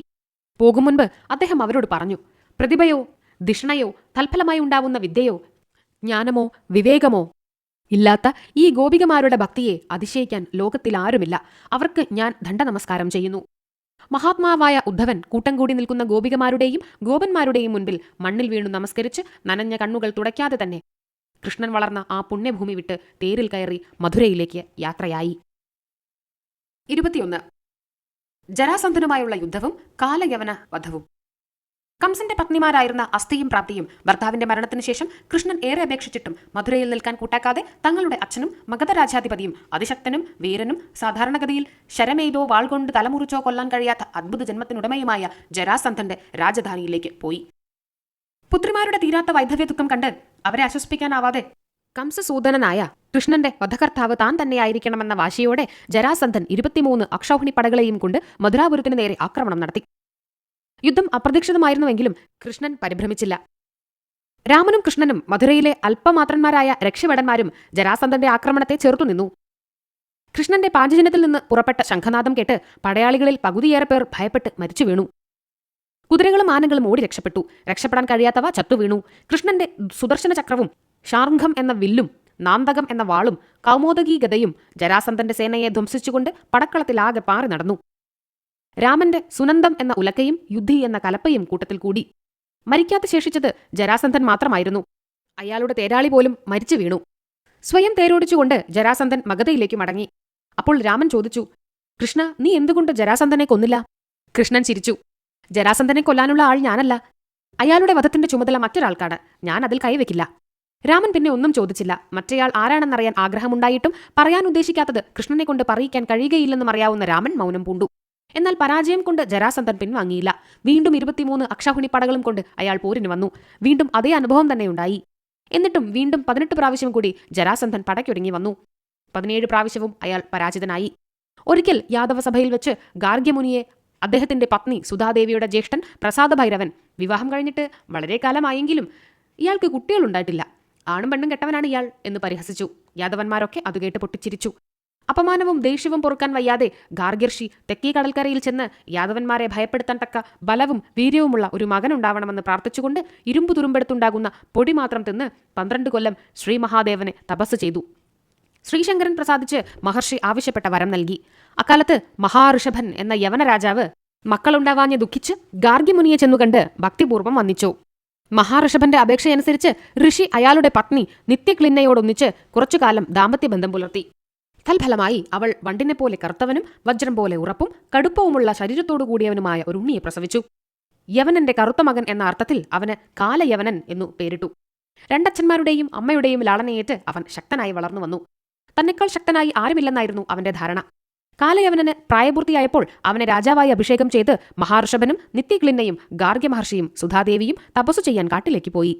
വീരനും അഹങ്കാരിയുമായ കാലയവനൻ ഒരിക്കൽ തന്റെ കൊട്ടാരത്തിൽ വന്ന നാരദമുനിയോട് ചോദിച്ചു, ഭൂമിയിൽ എന്നെക്കാൾ ശക്തന്മാരായ വല്ല രാജാക്കന്മാരുമുണ്ടോ? നാരദർഷി ചിരിച്ചു. മധുരയിലെ ഉഗ്രസേന രാജാവിനേക്കാൾ ശക്തനായി ആരുമില്ല. അദ്ദേഹത്തിന് കുറച്ച് ഭടന്മാരെ ഉള്ളുവെങ്കിലും ഇതുവരെ യുദ്ധത്തിൽ എല്ലാവരെയും തോൽപ്പിച്ചിട്ടുണ്ട്. മഗധയിലെ ജരാസന്ധനെ അദ്ദേഹം 17 പ്രാവശ്യം തോൽപ്പിച്ചിട്ടുണ്ട്. ധിക്കാരിയായ ഒരു ഇടയച്ചെറുക്കനാണ് അദ്ദേഹത്തിന്റെ ഉപദേഷ്ടാവ്. നാരദ മഹർഷിയുടെ വാക്കുകൾ കാലയവനന് രസിച്ചില്ല. ഏതു വിധത്തിലെങ്കിലും ഉഗ്രസേനനെ തോൽപ്പിച്ച് മധുര കീഴടക്കണമെന്ന് അവൻ നിശ്ചയിച്ചു. ജരാസന്ധന്റെ ഉറ്റ സുഹൃത്തായിരുന്നു കാലയവനൻ. മധുരയെ ആക്രമിക്കുന്ന കാര്യം ആലോചിച്ചുകൊണ്ട് കാലയവനനെ ജരാസന്ധൻ ചെന്നുകണ്ട് അപേക്ഷിച്ചു. എന്റെ ജാമാതാവായ കംസനെ കൊന്ന് എന്റെ പുത്രിമാരെ വൈധവ്യ ദുഃഖം അനുഭവിപ്പിച്ച തെമ്മാടിയായ കൃഷ്ണനെ എനിക്ക് കൊന്നേ തീരൂ. എന്നാൽ അവൻ എന്തോ സൂത്രം പ്രയോഗിച്ച് എന്നെ എപ്പോഴും തോൽപ്പിച്ചു കളയാണ്. താങ്കൾ എന്റെ പ്രിയപ്പെട്ട മിത്രമാണല്ലോ. താൻ മധുരയുടെ പടിഞ്ഞാറ് വശത്തുനിന്ന് സേനകളെയും കൂട്ടി ആക്രമണം തുടങ്ങണമെന്ന് ആഗ്രഹിക്കുന്നു. അതേസമയത്ത് താങ്കൾ കിഴക്ക് വശത്തുനിന്നും വലിയൊരു സേനയെയും കൊണ്ടുവന്ന് ആക്രമിക്കൂ. 2 ഭാഗങ്ങളിൽ നിന്നുമുള്ള മഹാവീരന്മാരായ പടയാളികളെ തോൽപ്പിക്കാൻ ആ താന്തോന്നിക്ക് കഴിയുകയില്ല. എന്തു പറയുന്നു? കാലയവനന് കൃഷ്ണനോട് പ്രത്യേകിച്ചൊരു ശത്രുതയും ഉണ്ടായിരുന്നില്ല. എന്നാൽ മിത്രത്തിന്റെ ശത്രു തന്റെയും ശത്രുവാണല്ലോ എന്നോർത്തും യുദ്ധം ചെയ്യാനുള്ള കൊതികൊണ്ടും മധുരാപുരിയിലെത്തി അതിശക്തനായ ഉഗ്രസേനനെ കീഴ്പ്പെടുത്തണമെന്ന ആഗ്രഹം കൊണ്ടും കാലചോദിതനായ കാലയവനൻ ജരാസന്ധനെ സഹായിക്കാൻ ഒരുങ്ങി പുറപ്പെട്ടു. 2 ഭാഗങ്ങളിൽ നിന്നും ശത്രുക്കൾ ഒത്തുചേർന്ന് ആക്രമിക്കാൻ വരുന്നുണ്ടെന്ന് നാരദമുനി പറഞ്ഞ് കൃഷ്ണൻ മനസ്സിലാക്കി. ഉടൻ കായാമ്പൂവർണ്ണൻ ആലോചിച്ചു. ആദ്യം കാലയവനനോട് യുദ്ധം ചെയ്താൽ ക്ഷീണിച്ചുപോയ യാദവഭടന്മാരെ ജരാസന്ധന് എളുപ്പം തോൽപ്പിക്കാൻ കഴിയും. ജരാസന്ധനോടാണ് ആദ്യം പടവെട്ടുന്നതെങ്കിൽ തളർന്നുപോയ യാദവസേനയെ കാലയവനനും വേഗത്തിൽ തോൽപ്പിച്ചു കളയും. യാദവന്മാർക്ക് ഒരേ സമയത്ത് 2 ആപത്തുകൾ വന്നത് ബുദ്ധിമുട്ടായി. അതുകൊണ്ട് ഞാൻ യാദവ സ്ത്രീകൾക്ക് പോലും പടവെട്ടാൻ കഴിയുന്ന തരത്തിലുള്ള ഒരു കോട്ടയും നഗരവും രാജധാനിയും സമുദ്രമധ്യത്തിൽ പണി ചെയ്യിക്കണം. ഞാൻ ഒപ്പമില്ലെങ്കിലും ആ കോട്ടയിലിരിക്കുന്നവർക്ക് തോൽവി പിണയുകയില്ല. ഞാൻ ശ്രദ്ധിക്കാതെ ഇരിക്കുമ്പോഴോ ഉറങ്ങുമ്പോഴോ എങ്ങോട്ടെങ്കിലും യാത്ര പോകുമ്പോഴോ ശത്രുക്കൾ യാദവന്മാരെ തോൽപ്പിക്കാൻ ഇടവരരുത്. ഗോവിന്ദൻ സമുദ്രമധ്യത്തിൽ 12 യോജന ഭൂമി തരാൻ വരുണദേവനോട് ആവശ്യപ്പെട്ടു. വരുണദേവൻ സമുദ്രജലം നീക്കി നല്ല വളക്കൂറുള്ള ഉറച്ച മണ്ണോട് കൂടിയ 12 യോജന ഭൂമി കൃഷ്ണനെ ഏൽപ്പിച്ചു കൊടുത്തു. കൃഷ്ണൻ ദേവശില്പിയായ വിശ്വകർമാവിനെ വിളിച്ച് തന്റെ ഇംഗിതം അറിയിച്ചു. ജരാസന്ധനും കാലയവനനും പടകളെയും കൊണ്ട് സ്വന്തം രാജ്യങ്ങളിൽ നിന്ന് ഇറങ്ങും മുൻപ് വിശ്വകർമാവ് നഗരം പണി കഴിച്ചു കൊടുത്തു. ദ്വാരക എന്ന് കൃഷ്ണൻ ആ പുരത്തിന് പേരിട്ടു. ദേവേന്ദ്രന്റെ അമരാവതി പോലെ ആ നഗരി വിളങ്ങി. ഭംഗിയും സകല സുഖസൗകര്യങ്ങളുമുള്ള മണിമാളികകളും രാജധാനിയും താമരപ്പൂക്കൾ വിരിഞ്ഞു നിൽക്കുന്ന നിർമ്മല ജലത്തോടുകൂടിയ സരസ്സുകളും ഉദ്യാനങ്ങളും വിശ്വകർമാവ് അവിടെ ഉണ്ടാക്കി.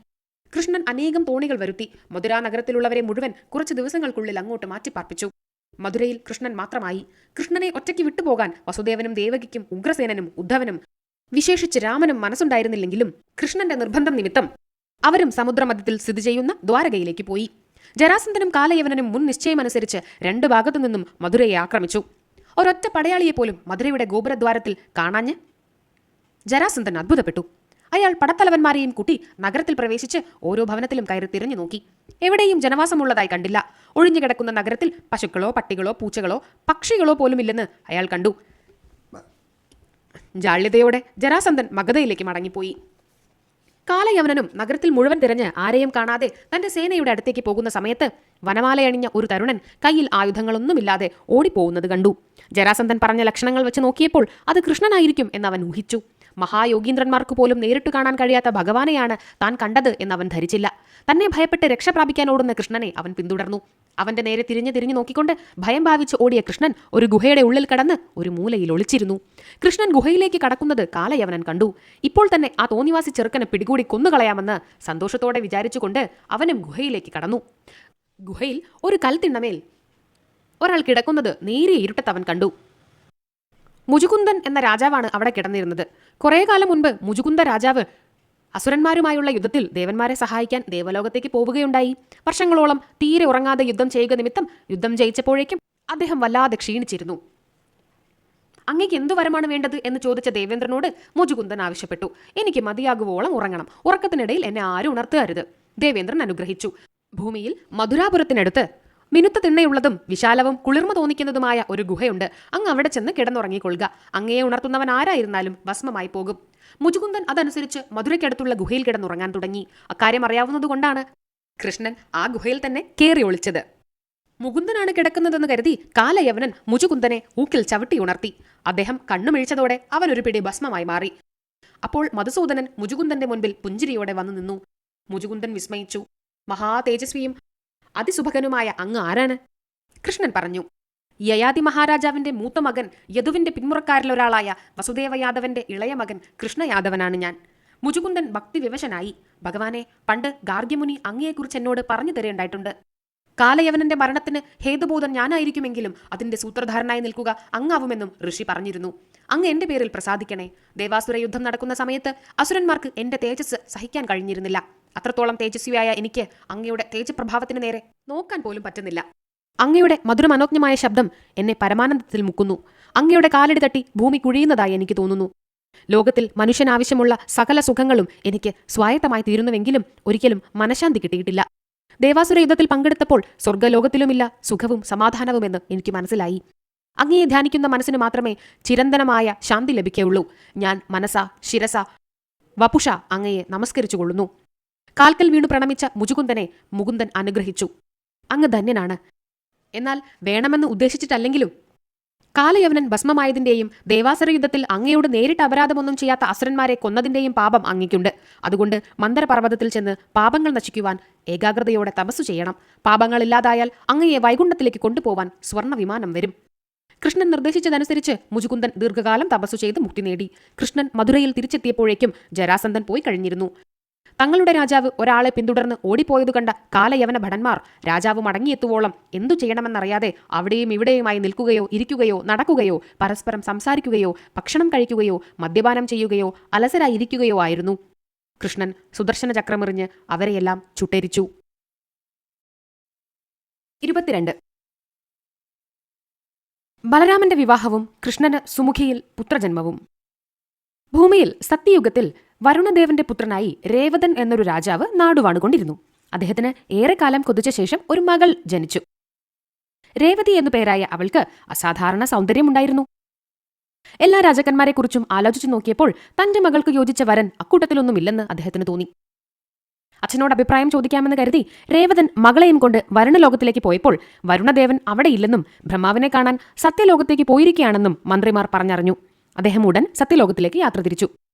രേവതൻ അവിടെ ചെന്നപ്പോൾ സരസ്വതി ദേവി വീണ വായിച്ച് പാടുകയും നടരാജനായ ശിവൻ താണ്ഡവ നൃത്തവും ശ്രീപാർവതി ലാസ്യ നൃത്തവും പാട്ടിനൊപ്പിച്ച് ആടുകയും നാരദനും തമ്പുരുവും സ്വന്തം വീണകൾ വായിക്കുകയും നന്ദികേശ്വരൻ മൃദംഗവും നടരാജൻ കയ്യിലുള്ള ഉടുക്കും കൊട്ടി അകമ്പടി സേവിക്കുകയും ചെയ്യുന്നത് കാണുകയും കേൾക്കുകയും ചെയ്തു. പാട്ടിന്റെ മാധുര്യവും നൃത്തത്തിന്റെ മനോഹാരിതയും വാദ്യങ്ങളുടെ സ്വരലയവും വളരെ ശ്രുതിമധുരമായിരുന്നതിനാൽ അദ്ദേഹവും മകളും വന്ന കാര്യം മറന്ന് കുറച്ചുനേരം പാട്ടുകേട്ടും നൃത്തം കണ്ടും ഇരുന്നു. പാട്ടും നൃത്തവും അവസാനിച്ച് എല്ലാവരും എഴുന്നേറ്റ് പോയപ്പോൾ രേവതൻ വരുണനെയും അടുത്തുതന്നെ ഇരിക്കുന്ന ബ്രഹ്മാവിനെയും വന്നിച്ച് തന്റെ വരവിന്റെ ഉദ്ദേശ്യം പറഞ്ഞു.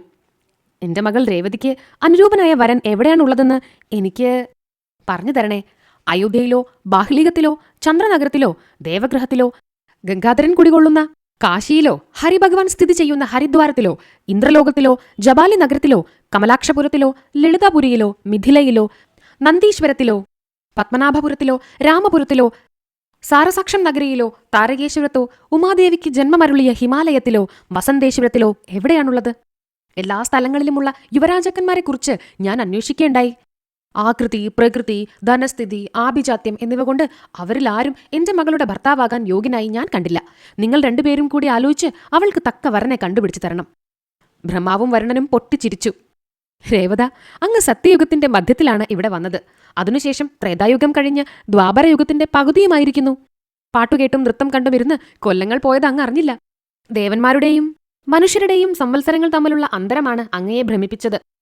സത്യയുഗത്തിൽ അങ്ങ് കണ്ട രാജാക്കന്മാരും അവരുടെ പിൻതലമുറകളിലുള്ളവരാരും തന്നെ ഇന്ന് ജീവിച്ചിരിപ്പില്ല. പലരുടെയും കുലങ്ങൾ കുറ്റിയേറ്റു പോയിരിക്കുന്നു. പല രാജ്യങ്ങളും മറ്റു രാജ്യങ്ങളോട് ചേർന്ന് പേരുകൾ മാറിയിട്ടുമുണ്ട്. എന്നാൽ ഇപ്പോൾ അങ്ങ് ചോദിച്ചതിന് ഉത്തരം പറയാൻ ഞങ്ങൾക്ക് കഴിയും. ഭൂമിയിൽ മധുര എന്നൊരു രാജ്യമുണ്ട്.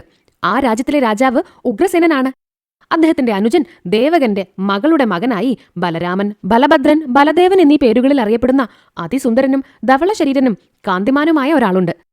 അങ്ങയുടെ മകൾക്ക് ആ ശ്രീരാമകുമാരൻ തികച്ചും യോഗ്യനായിരിക്കും. ഭൂമിയിലേക്ക് പോയിക്കൊള്ളുക. പഴയ പരിചയക്കാരെയൊന്നും തപ്പിപ്പിടിക്കാൻ നിൽക്കണ്ട. അവരെല്ലാം എന്നോ മരിച്ചു പോയിരിക്കുന്നു. മധുരയിൽ പോയി ഉഗ്രസേനനെ കണ്ട് വിവാഹം നടത്തിത്തരാൻ അപേക്ഷിക്കൂ. അദ്ദേഹം അങ്ങയുടെ അപേക്ഷ സ്വീകരിക്കും. രേവതൻ ഭൂമിയിലേക്ക് ഇറങ്ങി വന്നപ്പോൾ അന്താളിച്ചു പോയി. മനുഷ്യർ മുഴുവനും ഹ്രസ്വകായന്മാരായിരിക്കുന്നു. മൃഗങ്ങളും പക്ഷികളും ആകൃതി ചുരുങ്ങി ചെറുതായിട്ടുണ്ട്. ആനയ്ക്ക് പൂച്ചയുടെ വലുപ്പമേയുള്ളൂ.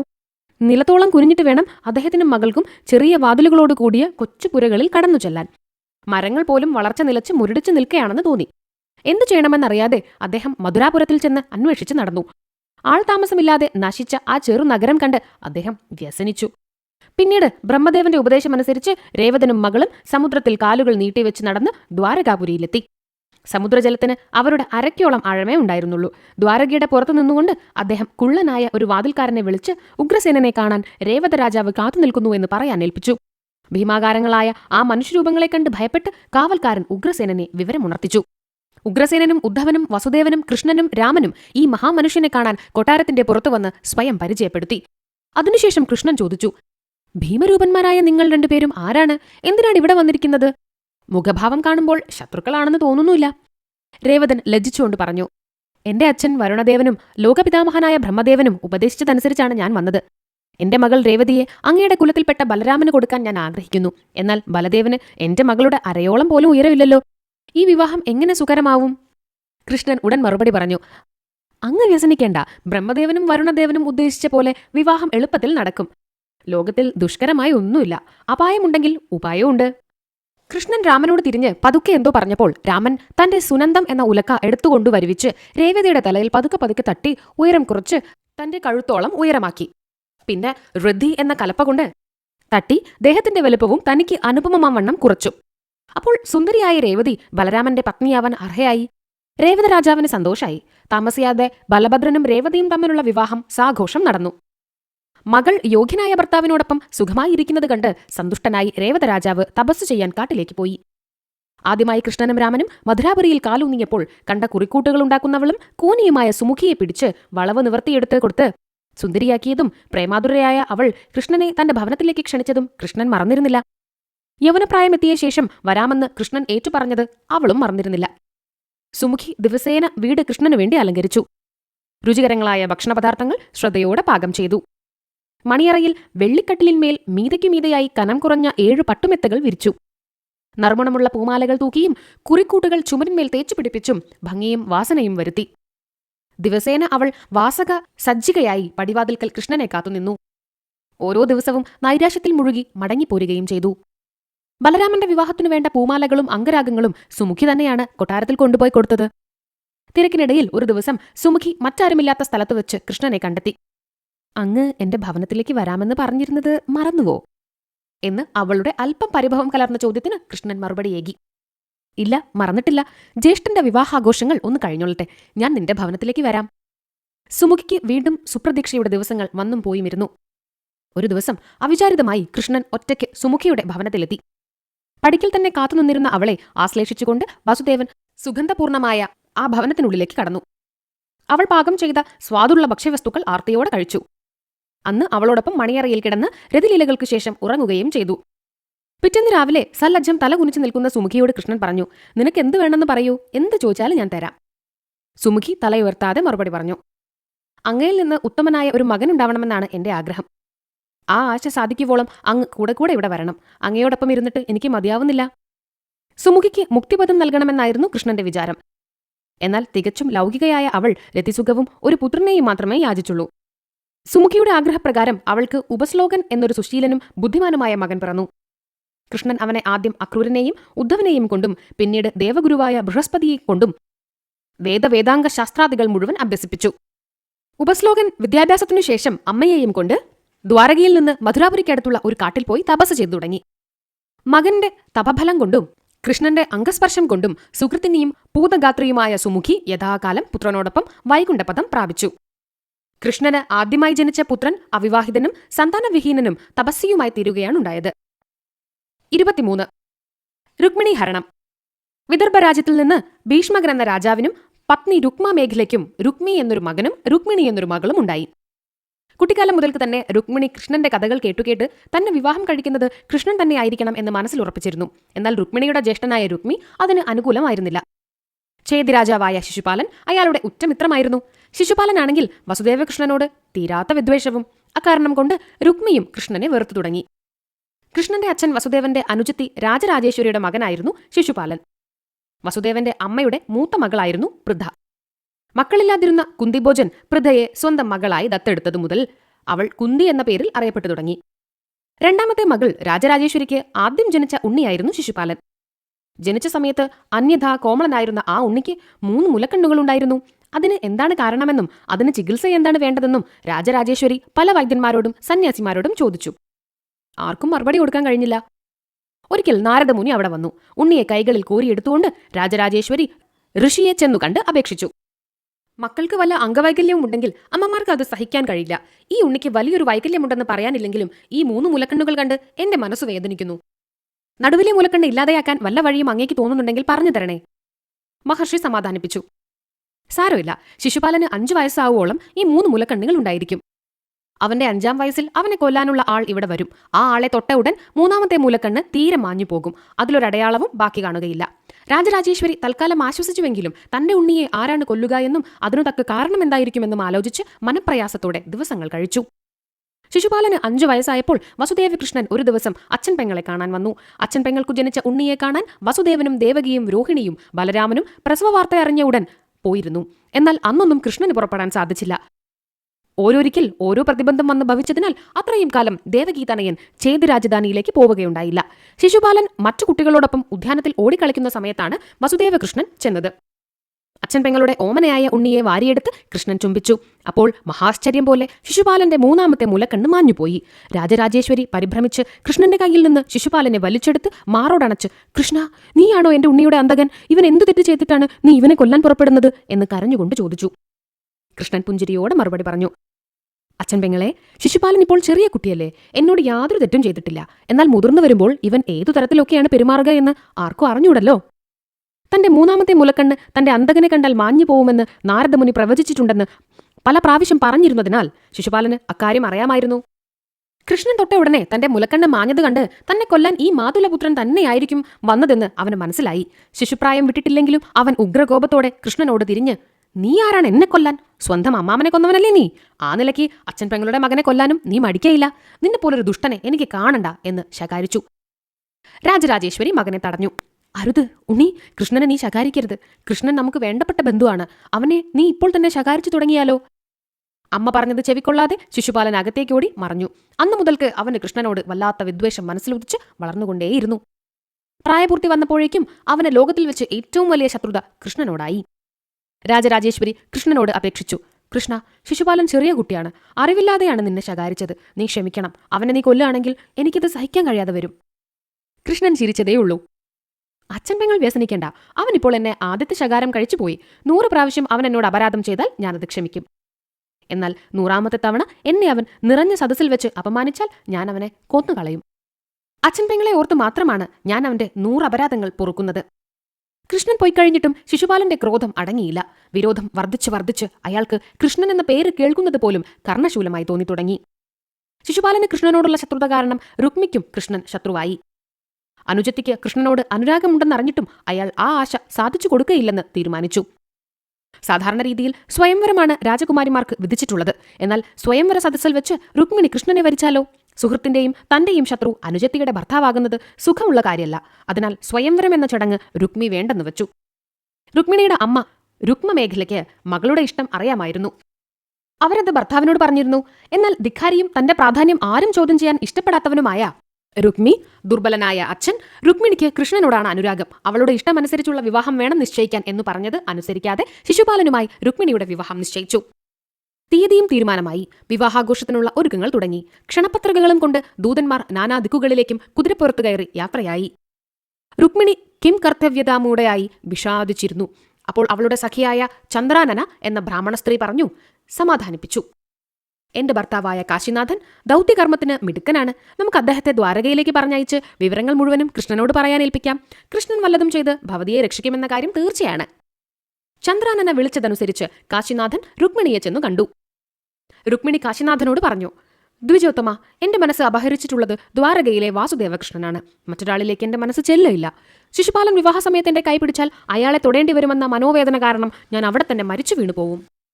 വിവാഹ ദിവസത്തിൽ കൃഷ്ണൻ ഇവിടെ വന്ന് എന്നെ രക്ഷിക്കണമെന്ന് അങ്ങ് കൃഷ്ണനോട് പറയണം. വാസുദേവകൃഷ്ണൻ അപഹരിച്ച മനസ്സോടുകൂടിയ എന്നെ അപഹരിക്കാനാണ് ചേതി രാജകുമാരനായ ശിശുപാലന്റെ പുറപ്പാട്. അത് തടഞ്ഞേ തീരൂ. പങ്കജാക്ഷന്റെ ഭവനത്തിൽ എത്രയോ ദാസിമാരുണ്ടല്ലോ, അവരിൽ ഒരുവളായി ഞാൻ കഴിഞ്ഞോളാം. ചേതിരാജ്ഞിയായിരിക്കുന്നതിനേക്കാൾ അന്തസ്സും മാന്യതയും കൃഷ്ണദാസിയായിരിക്കുന്നതാണ്. രുക്മിണിയുടെ പരിതാപം കാശിനാഥൻ ശരിക്കും മനസ്സിലാക്കി. ഇടയ്ക്കെവിടെയും ഭക്ഷണം കഴിക്കാനോ വിശ്രമിക്കാനോ പോലും നിൽക്കാതെ കഴിയുന്നത്ര വേഗത്തിൽ നടന്ന് 2 ദിവസങ്ങൾക്കുള്ളിൽ സമുദ്രതീരത്തെത്തി.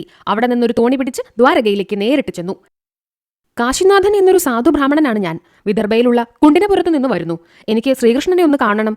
ഒരാൾ അത്യാവശ്യ കാര്യം പറഞ്ഞയച്ചത് അദ്ദേഹത്തെ കണ്ട് അറിയിക്കാനാണ്. രഹസ്യമായ ഒരു സന്ദേശമാണ്. കൃഷ്ണനോടല്ലാതെ മറ്റാരോടും പറഞ്ഞൂടാ. വിദർഭയിലെ കുണ്ടിനപുരത്തു നിന്ന് ഒരു ബ്രാഹ്മണൻ തന്നെ കാണാൻ വന്നിട്ടുണ്ടെന്നറിഞ്ഞ് വസുദേവകൃഷ്ണൻ അകത്തുള്ള മുറിയിൽ നിന്ന് പുറത്തുവന്ന് ബ്രാഹ്മണനെ സാദരം പാദ്യവും അനർഘ്യവും ശീതളപാനീയങ്ങളും മധുരഭക്ഷ്യങ്ങളും കൊടുത്ത് ഉപചരിച്ച ശേഷം ചോദിച്ചു, ഞാൻ മാത്രമേ അറിയാവൂന്ന് അങ്ങ് പറഞ്ഞ കാര്യം എന്താണ്? മറ്റൊരാൾ പറഞ്ഞയച്ച രഹസ്യ സന്ദേശവും കൊണ്ട് വന്നിരിക്കുകയാണ് അങ്ങെന്ന് പറഞ്ഞുവല്ലോ. ആരാണ് ആ മറ്റൊരാൾ? കാശിനാഥൻ കൃഷ്ണനെ വന്ദിച്ചു. വസുദേവകൃഷ്ണ, വിദർഭ രാജ്യത്തിലെ കുണ്ടിനപുരത്തിൽ നിന്നാണ് ഞാൻ വരുന്നത്. വിദർഭ രാജാവിന്റെ മകൾ രുക്മിണിയാണ് എന്നെ അങ്ങയുടെ അടുത്തേക്ക് അയച്ചത്. അവൾക്ക് അങ്ങയോട് അതിയായ അനുരാഗമുണ്ട്. മനസ്സ് മുഴുവൻ അവൾ അങ്ങയെ സമർപ്പിച്ചിരിക്കുകയാണ്. അവളുടെ അച്ഛൻ ഭീഷ്മകരാജാവിനും അമ്മ രുക്മമേഖലയ്ക്കും മകളുടെ അഭീഷ്ടം സാധിപ്പിക്കണമെന്നുണ്ട്. എന്നാൽ ലക്ഷ്മി ദേവിക്ക് തുല്യം ലാവണ്യവതിയായ അവളെ അവളുടെ പ്രബലനായ ജ്യേഷ്ഠൻ രുക്മി അയാളുടെ സുഹൃത്തായ ശിശുപാലന് വിവാഹം കഴിച്ചു കൊടുക്കാൻ തീരുമാനിച്ചിരിക്കുന്നു. മറ്റന്നാളാണ് വിവാഹം. അങ്ങയെ രുക്മി വിവാഹത്തിന് ക്ഷണിച്ചിട്ടില്ലെന്ന് രുക്മിണിക്കും എനിക്കും അറിയാം. എന്നാലും അങ്ങ് അവിടെ എത്തി സന്ദർഭം നോക്കി രുക്മിണിയെ അപഹരിച്ചു കൊണ്ടുവരണം. ഇല്ലെങ്കിൽ അവൾ ആത്മഹത്യ ചെയ്തു കളയും. കാശിനാഥന്റെ വാക്കുകൾ കൃഷ്ണൻ ശ്രദ്ധയോടെ കേട്ടു. വിപ്രവര്യ, വിദർഭ രാജകുമാരിയായ രുക്മിണിയെക്കുറിച്ച് ഞാൻ കേട്ടിട്ടുണ്ട്. അവളെ എന്റെ സ്വന്തമാക്കണമെന്ന് ഞാൻ ആഗ്രഹിക്കുന്നുണ്ട്. അവൾക്ക് എന്നോടുള്ളതിനേക്കാൾ പ്രണയം എനിക്ക് അവളോടുണ്ട്. കഴിഞ്ഞ പല ജന്മങ്ങളിലും അവൾ എന്റെ പത്നിയായിരുന്നു. ഇപ്പോൾ അവളെ മറ്റൊരാൾ വിവാഹം കഴിക്കുക എന്ന സംഗതി എനിക്ക് ഓർക്കാൻ തന്നെ വയ്യ. ഞാൻ അവിടെ യഥാസമയം എത്തിക്കോളാം. ആരുടെയും അനുവാദം കൂടാതെ അവളെ ഞാൻ തേരിൽ കയറ്റി ഇങ്ങോട്ട് കൊണ്ടുവരികയും ചെയ്യാം. ദ്വിജശ്രേഷ്ഠ, അങ്ങ് ഊട്ടുപുരയിൽ പോയി ഊണ് കഴിച്ചു വരൂ. അപ്പോഴേക്കും ഞാൻ അച്ഛനോടും അമ്മയോടും മുത്തച്ഛനോടും വിവരം പറഞ്ഞ് അനുമതി വാങ്ങി ജ്യേഷ്ഠനെയും കൂട്ടി തേരിൽ കയറാം. അങ്ങും ഞങ്ങളോടൊപ്പം വരണം. അവിടെ എത്തിയാലുടൻ ഞാൻ വന്നിട്ടുണ്ടെന്ന് രുക്മിണിയെ അറിയിക്കുകയും വേണം. തന്റെ ദൗത്യം സഫലമായതിൽ കാശിനാഥൻ സന്തോഷിച്ചു. ഊണുകഴിച്ച് നീലമേഘ കമനീയനായ കൃഷ്ണനോടും ശ്വേതസുന്ദരനായ രാമനോടുമൊപ്പം തേരിൽ കയറിയിരുന്നു. തേര് സമുദ്രജലത്തിനു മീതെ കൂടി യാതൊരു പ്രയാസവുമില്ലാതെ കടന്ന് കരയിലെത്തി. തേരാളിയും കൃഷ്ണന്റെ വിശ്വസ്തനുമായ ദാരുകനാണ് കുതിരകളെ നിയന്ത്രിച്ച് തേരോടിച്ചിരുന്നത്. വിവാഹത്തിന്റെ തലേന്ന് വൈകുന്നേരത്തിന് മുൻപ് അവർ കുണ്ടിനപുരിയിലെത്തി. രുക്മി കൃഷ്ണനെ വിവാഹത്തിന് ക്ഷണിച്ചിട്ടില്ലെന്ന് ഭീഷ്മകരാജാവ് അറിഞ്ഞിരുന്നില്ല. ക്ഷണിച്ചു വരുത്തിയ മറ്റതിഥികളെക്കാൾ ആദരവോടെ കൃഷ്ണനെയും രാമനെയും സ്വീകരിച്ചു. ദുർഗാദേവി ക്ഷേത്രത്തിനടുത്തുള്ള മണിമാളിക മാത്രമേ ഒഴിഞ്ഞുകിടപ്പുണ്ടായിരുന്നുള്ളൂ. മറ്റുള്ള മന്ദിരങ്ങളിലെല്ലാം പല രാജ്യങ്ങളിൽ നിന്ന് വന്ന രാജാക്കന്മാർ താമസം തുടങ്ങിയിരുന്നു.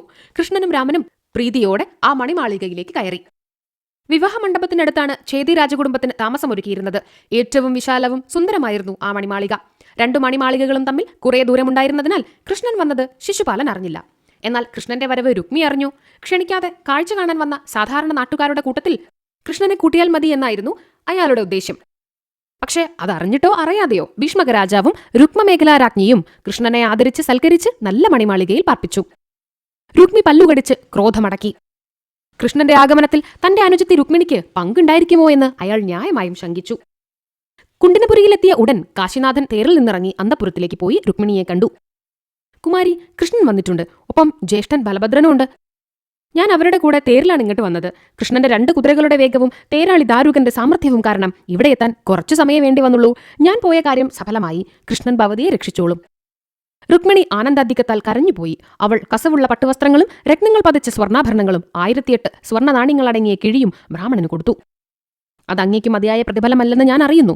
എനിക്കുള്ളത് എന്തു തന്നെ തന്നാലും അങ്ങ് ചെയ്ത ഉപകാരത്തിന് പ്രത്യുപകാരമാവില്ല. ദയവു ചെയ്ത് ഇത് സ്വീകരിച്ച് എന്നെ അനുഗ്രഹിക്കൂ. രുക്മിണി കാശിനാഥന്റെ കാൽക്കൽ പാഞ്ചാംഗ നമസ്കാരം ചെയ്തു. ദ്വിജോത്തമൻ അവളെ ഹൃദയപൂർവ്വം അനുഗ്രഹിച്ച് സമ്മാനങ്ങളും വാങ്ങി സ്വഭവനത്തിലേക്ക് പോയി. രുക്മിണി കാശിനാഥനെ അയച്ച് കൃഷ്ണനെ വിളിപ്പിച്ചതൊന്നും ഭീഷ്മകരാജാവ് അറിഞ്ഞിരുന്നില്ല. രുക്മിക്കും സംശയമല്ലാതെ തീർച്ചയൊന്നും ഉണ്ടായിരുന്നില്ല.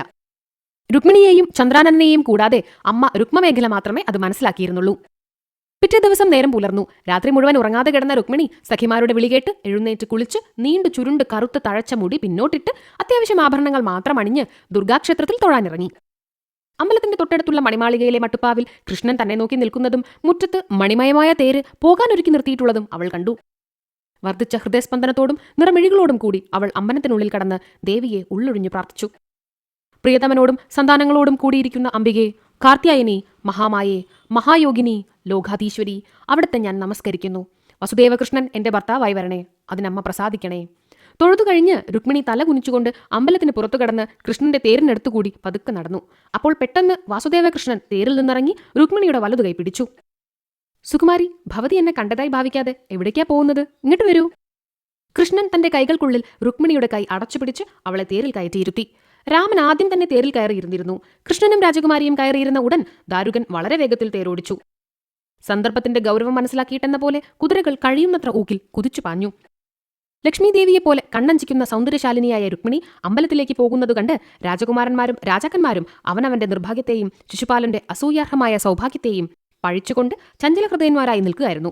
അതിനിടയ്ക്ക് കൃഷ്ണൻ രുക്മിണിയെ ഹരിച്ചുകൊണ്ടുപോകുന്നത് അവർ കണ്ടുവെങ്കിലും അല്പസമയത്തേക്ക് സ്തബ്ധന്മാരായി പോയ അവരാരും ഇരുന്ന സ്ഥലത്തുനിന്ന് അനങ്ങിയതേയില്ല. അപ്പോഴേക്കും രുക്മിയും ശിശുപാലനും, ഇതെന്തൊരു കഥ! വിവാഹവേദിയിലേക്ക് കയറാൻ പോകുന്ന കന്യകയെ തട്ടിക്കൊണ്ടുപോയ ഇടയ ചെറുക്കനെ വെറുതെ വിടാൻ പാടില്ല. എല്ലാവരും പോരിനൊരുങ്ങി വരുവിൻ. നമുക്കവനെ പിന്തുടർന്ന് ചെന്ന് കന്യകയെ മടക്കിക്കൊണ്ടുവരാം എന്നൊക്കെ ബഹളം കൂട്ടി. രുക്മി ഒരു രഥത്തിൽ ചാടിക്കയറി സാരഥിയോട് വേഗത്തിൽ തേരോടിക്കാൻ കൽപ്പിച്ചു. മറ്റു ചില തേരുകളിൽ ശിശുപാലനും അവന്റെ സുഹൃത്തുക്കളായ കുറെ രാജകുമാരന്മാരും രുക്മിയെ പിന്തുടർന്നു. എന്നാൽ കുറെ ദൂരം ചെന്നപ്പോഴേക്കും കുതിരകൾ തളർന്ന് മുൻപോട്ടൊരടിവെക്കാൻ പോലും കൂട്ടാക്കാതെ നിൽപ്പായി. ശിശുപാലനും മറ്റും മടങ്ങിപ്പോന്നു. രുക്മി കൃഷ്ണനെ പിടികൂടി വേണ്ടത് ചെയ്തുകൊള്ളുമെന്ന് ശിശുപാലന് ഉറപ്പുണ്ടായിരുന്നു. രുക്മി ആവുന്നത്ര വേഗത്തിൽ രഥമോടിപ്പിച്ച് കൃഷ്ണന്റെ തേരിന്റെ ഒപ്പം എത്താറായി. കൃഷ്ണൻ തേർ നിർത്തിച്ച് യുദ്ധസന്നദ്ധനായി. രുക്മിയും കൃഷ്ണനും തമ്മിൽ പോരാടി തുടങ്ങി. താമസിയാതെ കൃഷ്ണന്റെ മൃദുലങ്ങളായ കൈത്തലങ്ങൾ കൊണ്ടുള്ള അടിയുടെ വേദന കാരണം രുക്മി ബോധം കെട്ട് മണ്ണിൽ വീണു. കൃഷ്ണൻ അയാളുടെ തലമുടി ചുറ്റിപ്പിടിച്ച് വാളോങ്ങി കഴുത്തു മുറിക്കാൻ ഒരുമ്പെട്ടു. അപ്പോൾ രുക്മിണി കൃഷ്ണന്റെ കൈ പിടിച്ചു. അരുതേ, അരുതേ, എന്റെ ജ്യേഷ്ഠനെ കൊല്ലരുതേ. അഹിതകാരിയാണെങ്കിലും ഇദ്ദേഹം എന്റെ സ്വന്തം സഹോദരനാണ്. ഇദ്ദേഹത്തെ അങ്ങ് വധിച്ചാൽ ആ കരിനിഴൽ നമ്മുടെ ദാമ്പത്യ ജീവിതത്തിൽ മുഴുവനും ഇരുട്ട് പരത്തും. രുക്മിണിയുടെ അപേക്ഷ കേട്ട് കൃഷ്ണൻ ക്ഷണസമയം ശങ്കിച്ചു നിന്നു. എന്നിട്ടും കോപം നീങ്ങാതെ വീണ്ടും വാളോങ്ങിയപ്പോൾ രാമൻ കൃഷ്ണന്റെ കൈ കടന്നു പിടിച്ചു. അരുത് കൃഷ്ണ, രുക്മി നിന്റെ ഭാര്യ സഹോദരനാണിപ്പോൾ. നമ്മുടെ കുടുംബത്തിന്റെ അടുത്ത ചാർച്ചക്കാരൻ. ഉറ്റബന്ധുക്കളെ കൊന്ന് കുടുംബത്തിനാകെ ദുഃഖം വരുത്തിവെക്കരുത്. കൃഷ്ണൻ വാളോങ്ങിയത് പിൻവലിക്കാതെ വാൾ കൊണ്ട് രുക്മിയുടെ തലമുടി മുഴുവൻ ചിരച്ച് മുട്ടയാക്കി. മുഖത്തെ താടിയും മീശയും ദേഹത്തിലുണ്ടായിരുന്ന രോമങ്ങളും മുഴുവൻ വടിച്ചു കളഞ്ഞു. ദേഹമാകെ വാൾ തട്ടി മുറിഞ്ഞ രുക്മിയെ അയാളുടെ തേർത്തട്ടിലേക്ക് ചുരുട്ടിക്കൂട്ടിയെറിഞ്ഞ് തേരാളിയോട് ഈ കശ്മലനെ വേഗം കുണ്ടിനപ്പുറത്തേക്ക് കൊണ്ടുപോയി മുറിവുകൾ വെച്ചുകെട്ടി ശുശ്രൂഷിക്കൂ എന്ന് ചിരിച്ചുകൊണ്ട് കൽപ്പിച്ചു. ദാരുകൻ വീണ്ടും തേരോടിച്ചു. അല്പസമയത്തിനുള്ളിൽ അവർ ദ്വാരകയിൽ എത്തിച്ചേർന്നു. രോഹിണിയും ദേവകിയും രേവതിയും നിലവിളക്കുകൾ കൊളുത്തി നെൽപ്പറയും അരിപ്പറയും അവിൽപ്പറയും മലർപ്പറയും പൂപ്പറയും വെച്ച് ആരതിയൊഴിഞ്ഞ് നവവധുവായ രുക്മിണിയെ എതിരേറ്റു. പിന്നീട് പുരോഹിതനായ ഗാർഗ്യ മഹർഷിയെ വിളിച്ചുവരുത്തി വിദ്യാമണ്ണം വിവാഹക്രിയകൾ കഴിപ്പിച്ച് മംഗളകരമായ ഗൃഹപ്രവേശം നടത്തി. രുക്മിണിയും കൃഷ്ണനും രാപ്പകൽ ഭേദമില്ലാതെ എപ്പോഴും പരമാനന്ദത്തിൽ മുഴുകി ദിവസങ്ങൾ കഴിച്ചു. താൻ ആശിച്ച ഭർത്താവിനെ ലഭിച്ചതിൽ സന്തുഷ്ടയായ രുക്മിണി ഇനി ജീവിതത്തിൽ നേടേണ്ടതായി മറ്റൊന്നുമില്ല എന്ന് ഉറപ്പിച്ചു. സാക്ഷാൽ മഹാവിഷ്ണുവിന്റെ പൂർണ്ണാവതാരമായ കൃഷ്ണൻ തനിക്ക് അധീനനാണെന്ന് ഒരു അവിവേക നിമിഷത്തിൽ അവൾക്ക് തോന്നി. ആ വിചാരം മനസ്സിലാക്കി രുക്മിണിയുടെ അഹങ്കാരം തെല്ലൊന്നു കുറയ്ക്കാൻ കൃഷ്ണൻ ഒരു ദിവസം സരസസല്ലാപത്തിനിടയിൽ പറഞ്ഞു: രുക്മിണി, ഭവതിയെ വിവാഹം കഴിക്കണമെന്ന് ആഗ്രഹിച്ചിട്ടൊന്നുമല്ല ഞാൻ കുണ്ടിനപുരിയിലേക്ക് വന്നത്. രുക്മി യാദവരാജാവിനെ വിവാഹത്തിന് ക്ഷണിക്കാത്തതിലുള്ള അമർഷം കൊണ്ട് ആ നീചനെ ഒരു പാഠം പഠിപ്പിക്കാനാണ് ഞാൻ വന്നത്. അല്ലാതെ ഭവതിയെയോ ഭവതിയുടെ സൗന്ദര്യത്തെയോ കുറിച്ച് കാശിനാഥ ബ്രാഹ്മണൻ പറയുവോളം ഞാനൊന്നും കേട്ടിരുന്നില്ല.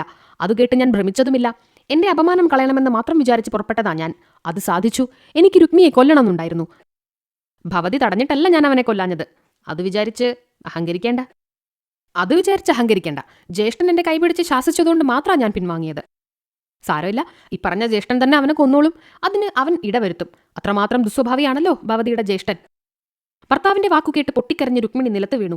ഏറെ നേരം കരഞ്ഞ് ആ പാവം ബോധം കെട്ടുകിടന്നു. കുറെ കഴിഞ്ഞപ്പോൾ കൃഷ്ണൻ പല മധുരവാക്കുകളും പറഞ്ഞ് സ്വാന്തനിപ്പിച്ചും ലാളിച്ചും വളരെ സമയം പണിപ്പെട്ട് അവളെ ഇണക്കിയെടുത്ത് മാറോടണച്ചു ചുംബിച്ചു. ഞാൻ ഭവതിയെ കളിയാക്കാൻ വെറുതെ പറഞ്ഞതല്ലേ. ഭവതിയല്ലേ ജന്മസഹസ്രങ്ങളിലും എന്റെ പത്നി. ഭവതിയോടുള്ളതിനേക്കാൾ പ്രീതി എനിക്ക് മറ്റാരോടുമില്ലെന്ന് ഭവതിക്ക് അറിയാവുന്നതാണല്ലോ. രുക്മിണി കണ്ണീർ കൊണ്ട് കൃഷ്ണന്റെ ഉത്തരീയം നനച്ചു. ഇണങ്ങിയും ഇടയ്ക്കൊന്നു പിണങ്ങിയും വീണ്ടും ഇണങ്ങിയും അവർ സസുഖം ദാമ്പത്യ ജീവിതം നയിച്ചു.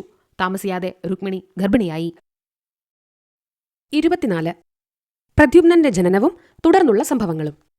വിവാഹം കഴിഞ്ഞ് കൊല്ലം തികഞ്ഞ ദിവസം രാത്രിയിൽ രുക്മിണി കോമളനായ ഒരു ഉണ്ണിയെ പ്രസവിച്ചു. കൃഷ്ണൻ മകനെയെടുത്ത് മടിയിൽ കിടത്തി ജാതകർമ്മവും നാമകരണവും ചെയ്തു.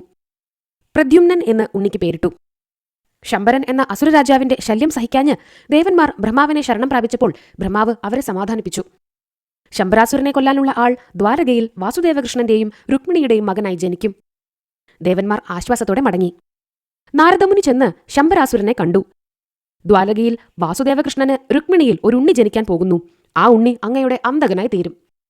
അതുകേട്ട് പരിഭ്രമിച്ച് ശംബരാസുരൻ എല്ലാ സമയത്തും ദ്വാരകയുടെ മുകൾ വശത്ത് ആകാശത്തിലൂടെ ആരും കാണാതെ സഞ്ചരിച്ചുകൊണ്ടിരുന്നു. രുക്മിണി പ്രദ്യുമ്നനെ പ്രസവിച്ച് ജാതകർമ്മവും നാമകരണവും കഴിഞ്ഞ് ഉടനെ ഉറങ്ങിപ്പോയി. പ്രസവ ശുശ്രൂഷയ്ക്ക് നിന്നിരുന്ന ദാസിമാരും മുറിയിൽ നിലത്ത് തലങ്ങും വിലങ്ങും കിടന്നുറക്കമായി.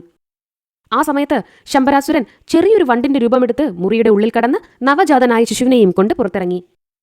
കുഞ്ഞിനെ കടലിലെറിഞ്ഞു കളഞ്ഞ് സമാധാനപൂർവ്വം അവൻ തന്റെ കൊട്ടാരത്തിലേക്ക് മടങ്ങി. കടലിൽ വീണ ഉണ്ണിയെ വലിയൊരു മത്സ്യം വിഴുങ്ങി. എന്നാൽ ദിവ്യപ്രഭാവമുള്ള ശിശു മത്സ്യത്തിന്റെ വയറ്റിനുള്ളിൽ ദഹിക്കാതെ ജീവനോടെ കിടന്നു. ദക്ഷപ്രജാപതിയുടെ യാഗശാലയിൽ വെച്ച് സതീദേവി യാഗാഗ്നിയിൽ ദഹിച്ച ശേഷം ശോകാതുരനായ ശ്രീപരമേശ്വരൻ വിരക്തനായി ഹിമാലയത്തിൽ ദീർഘകാലം തപസ്സനുഷ്ഠിച്ചു. മൃതയായ സതീദേവി ഹിമവാന്റെ മകളായ പാർവതിയായി പുനർജനിച്ചു. സതിയുടെ അതേ മുഖഛായയും ശരീരവടിവുമുള്ള പാർവതിയെ ഗൗരി, ഉമ എന്നീ പല പേരുകളിൽ വാത്സല്യനിധികളായ അച്ഛനമ്മമാർ ഹിമവാനും മേനയും വിളിച്ചു പോന്നു. മഹേശ്വരൻ തപസ് ചെയ്യുമ്പോൾ അദ്ദേഹത്തിനു വേണ്ടി പരിചര്യകൾ ചെയ്യാൻ താരുണ്യയുക്തയായ പാർവതിയെ പരമഭക്തനായ ഹിമവാൻ നിയോഗിച്ചു. പാർവതി പരമേശ്വരന്മാർക്ക് രണ്ടാമതുണ്ടാവാൻ പോകുന്ന മകൻ വേണം താരകാസുരനെ കൊല്ലാൻ എന്ന് വിഷ്ണു ഭഗവാൻ പറഞ്ഞറിഞ്ഞ ദേവേന്ദ്രൻ പരമശിവന്റെ തപസ് മുടക്കാൻ കാമദേവനെ അയച്ചു. കരിമ്പുവില്ലും വണ്ടുകൾ കൊണ്ടുള്ള ഞാണും താമരപ്പൂ, അശോകപ്പൂ, മാമ്പൂ, മുല്ലപ്പൂ, പിച്ചകപ്പൂ എന്നീ 5 പൂക്കൾ കൊണ്ടുള്ള അമ്പുകളും ധരിച്ച് പത്നിയായ രതീദേവിയെയും സുഹൃത്തുക്കളായ വസന്തനെയും മലയാനിലനെയും കൂട്ടി കാമദേവൻ ശിവന്റെ തപസ്ഥാനത്തിനടുത്തു ചെന്ന് മരം മറഞ്ഞു നിന്നു. ആ സമയത്ത് പാർവതിയും സഖിമാരും പരമശിവന്റെ പരിചര്യയ്ക്ക് വന്നു. വസന്തം മനസ്സ് വെച്ചപ്പോൾ വേനലിൽ ഉണങ്ങി നിന്നിരുന്ന കാടാകെ തളിർത്തു, പൂത്തു, കായ്ച്ചു. പൂക്കളുടെയും മധുരങ്ങളുള്ള പഴങ്ങളുടെയും വാസന ചുറ്റും പ്രസരിച്ചു. കുയിലുകളും തത്തകളും മൈനകളും മധുരമായി കൂകി. മയിലുകളാടി. മലയാനിലൻ സുഖപ്രദമായ ഇളം തെന്നലായി വീശി. കാലാവസ്ഥയുടെ പെട്ടെന്നുള്ള മാറ്റത്തിൽ ശ്രീപരമേശ്വരൻ ധ്യാനത്തിൽ നിന്ന് ഉണർന്നു. മുമ്പിൽ പൂക്കുമ്പിളും ചന്ദനവും പിടിച്ചു നിൽക്കുന്ന അതിസുന്ദരിയായ പാർവതിയെ കണ്ട് മഹേശ്വരൻ ക്ഷണസമയത്തേക്ക് രാഗമുഗ്ധനായി. തന്റെ അചഞ്ചലമായ മനസ്സിനെ ഇളക്കിയത് ആരാണെന്നറിയാൻ ഭഗവാൻ ചുറ്റും കണ്ണോടിച്ചപ്പോൾ മന്മഥൻ മരം മറഞ്ഞു നിന്ന് ആദ്യത്തെ പൂവം പെയ്ത് രണ്ടാമത്തേത് തൊടുക്കാൻ ഒരുങ്ങി നിൽക്കുന്നതാണ് കണ്ടത്. മഹേശ്വരൻ എന്നൊന്ന് മൂളിയപ്പോൾ മദനൻ നിന്ന നിലയ്ക്കു നിന്ന് ഭസ്മമായി തീർന്നു. മഹേശ്വരൻ അവിടെ നിന്ന് അന്തർധാനവും ചെയ്തു. ഭർത്താവിന്റെ ശരീരം ദഹിച്ച് ചാമ്പലെടുത്ത് മടിയിൽ വെച്ച് കരഞ്ഞുകൊണ്ടിരുന്ന രതീദേവിയെ സമീപിച്ച് വിഷ്ണു ഭഗവാൻ പറഞ്ഞു, ഭവതി കരയണ്ട.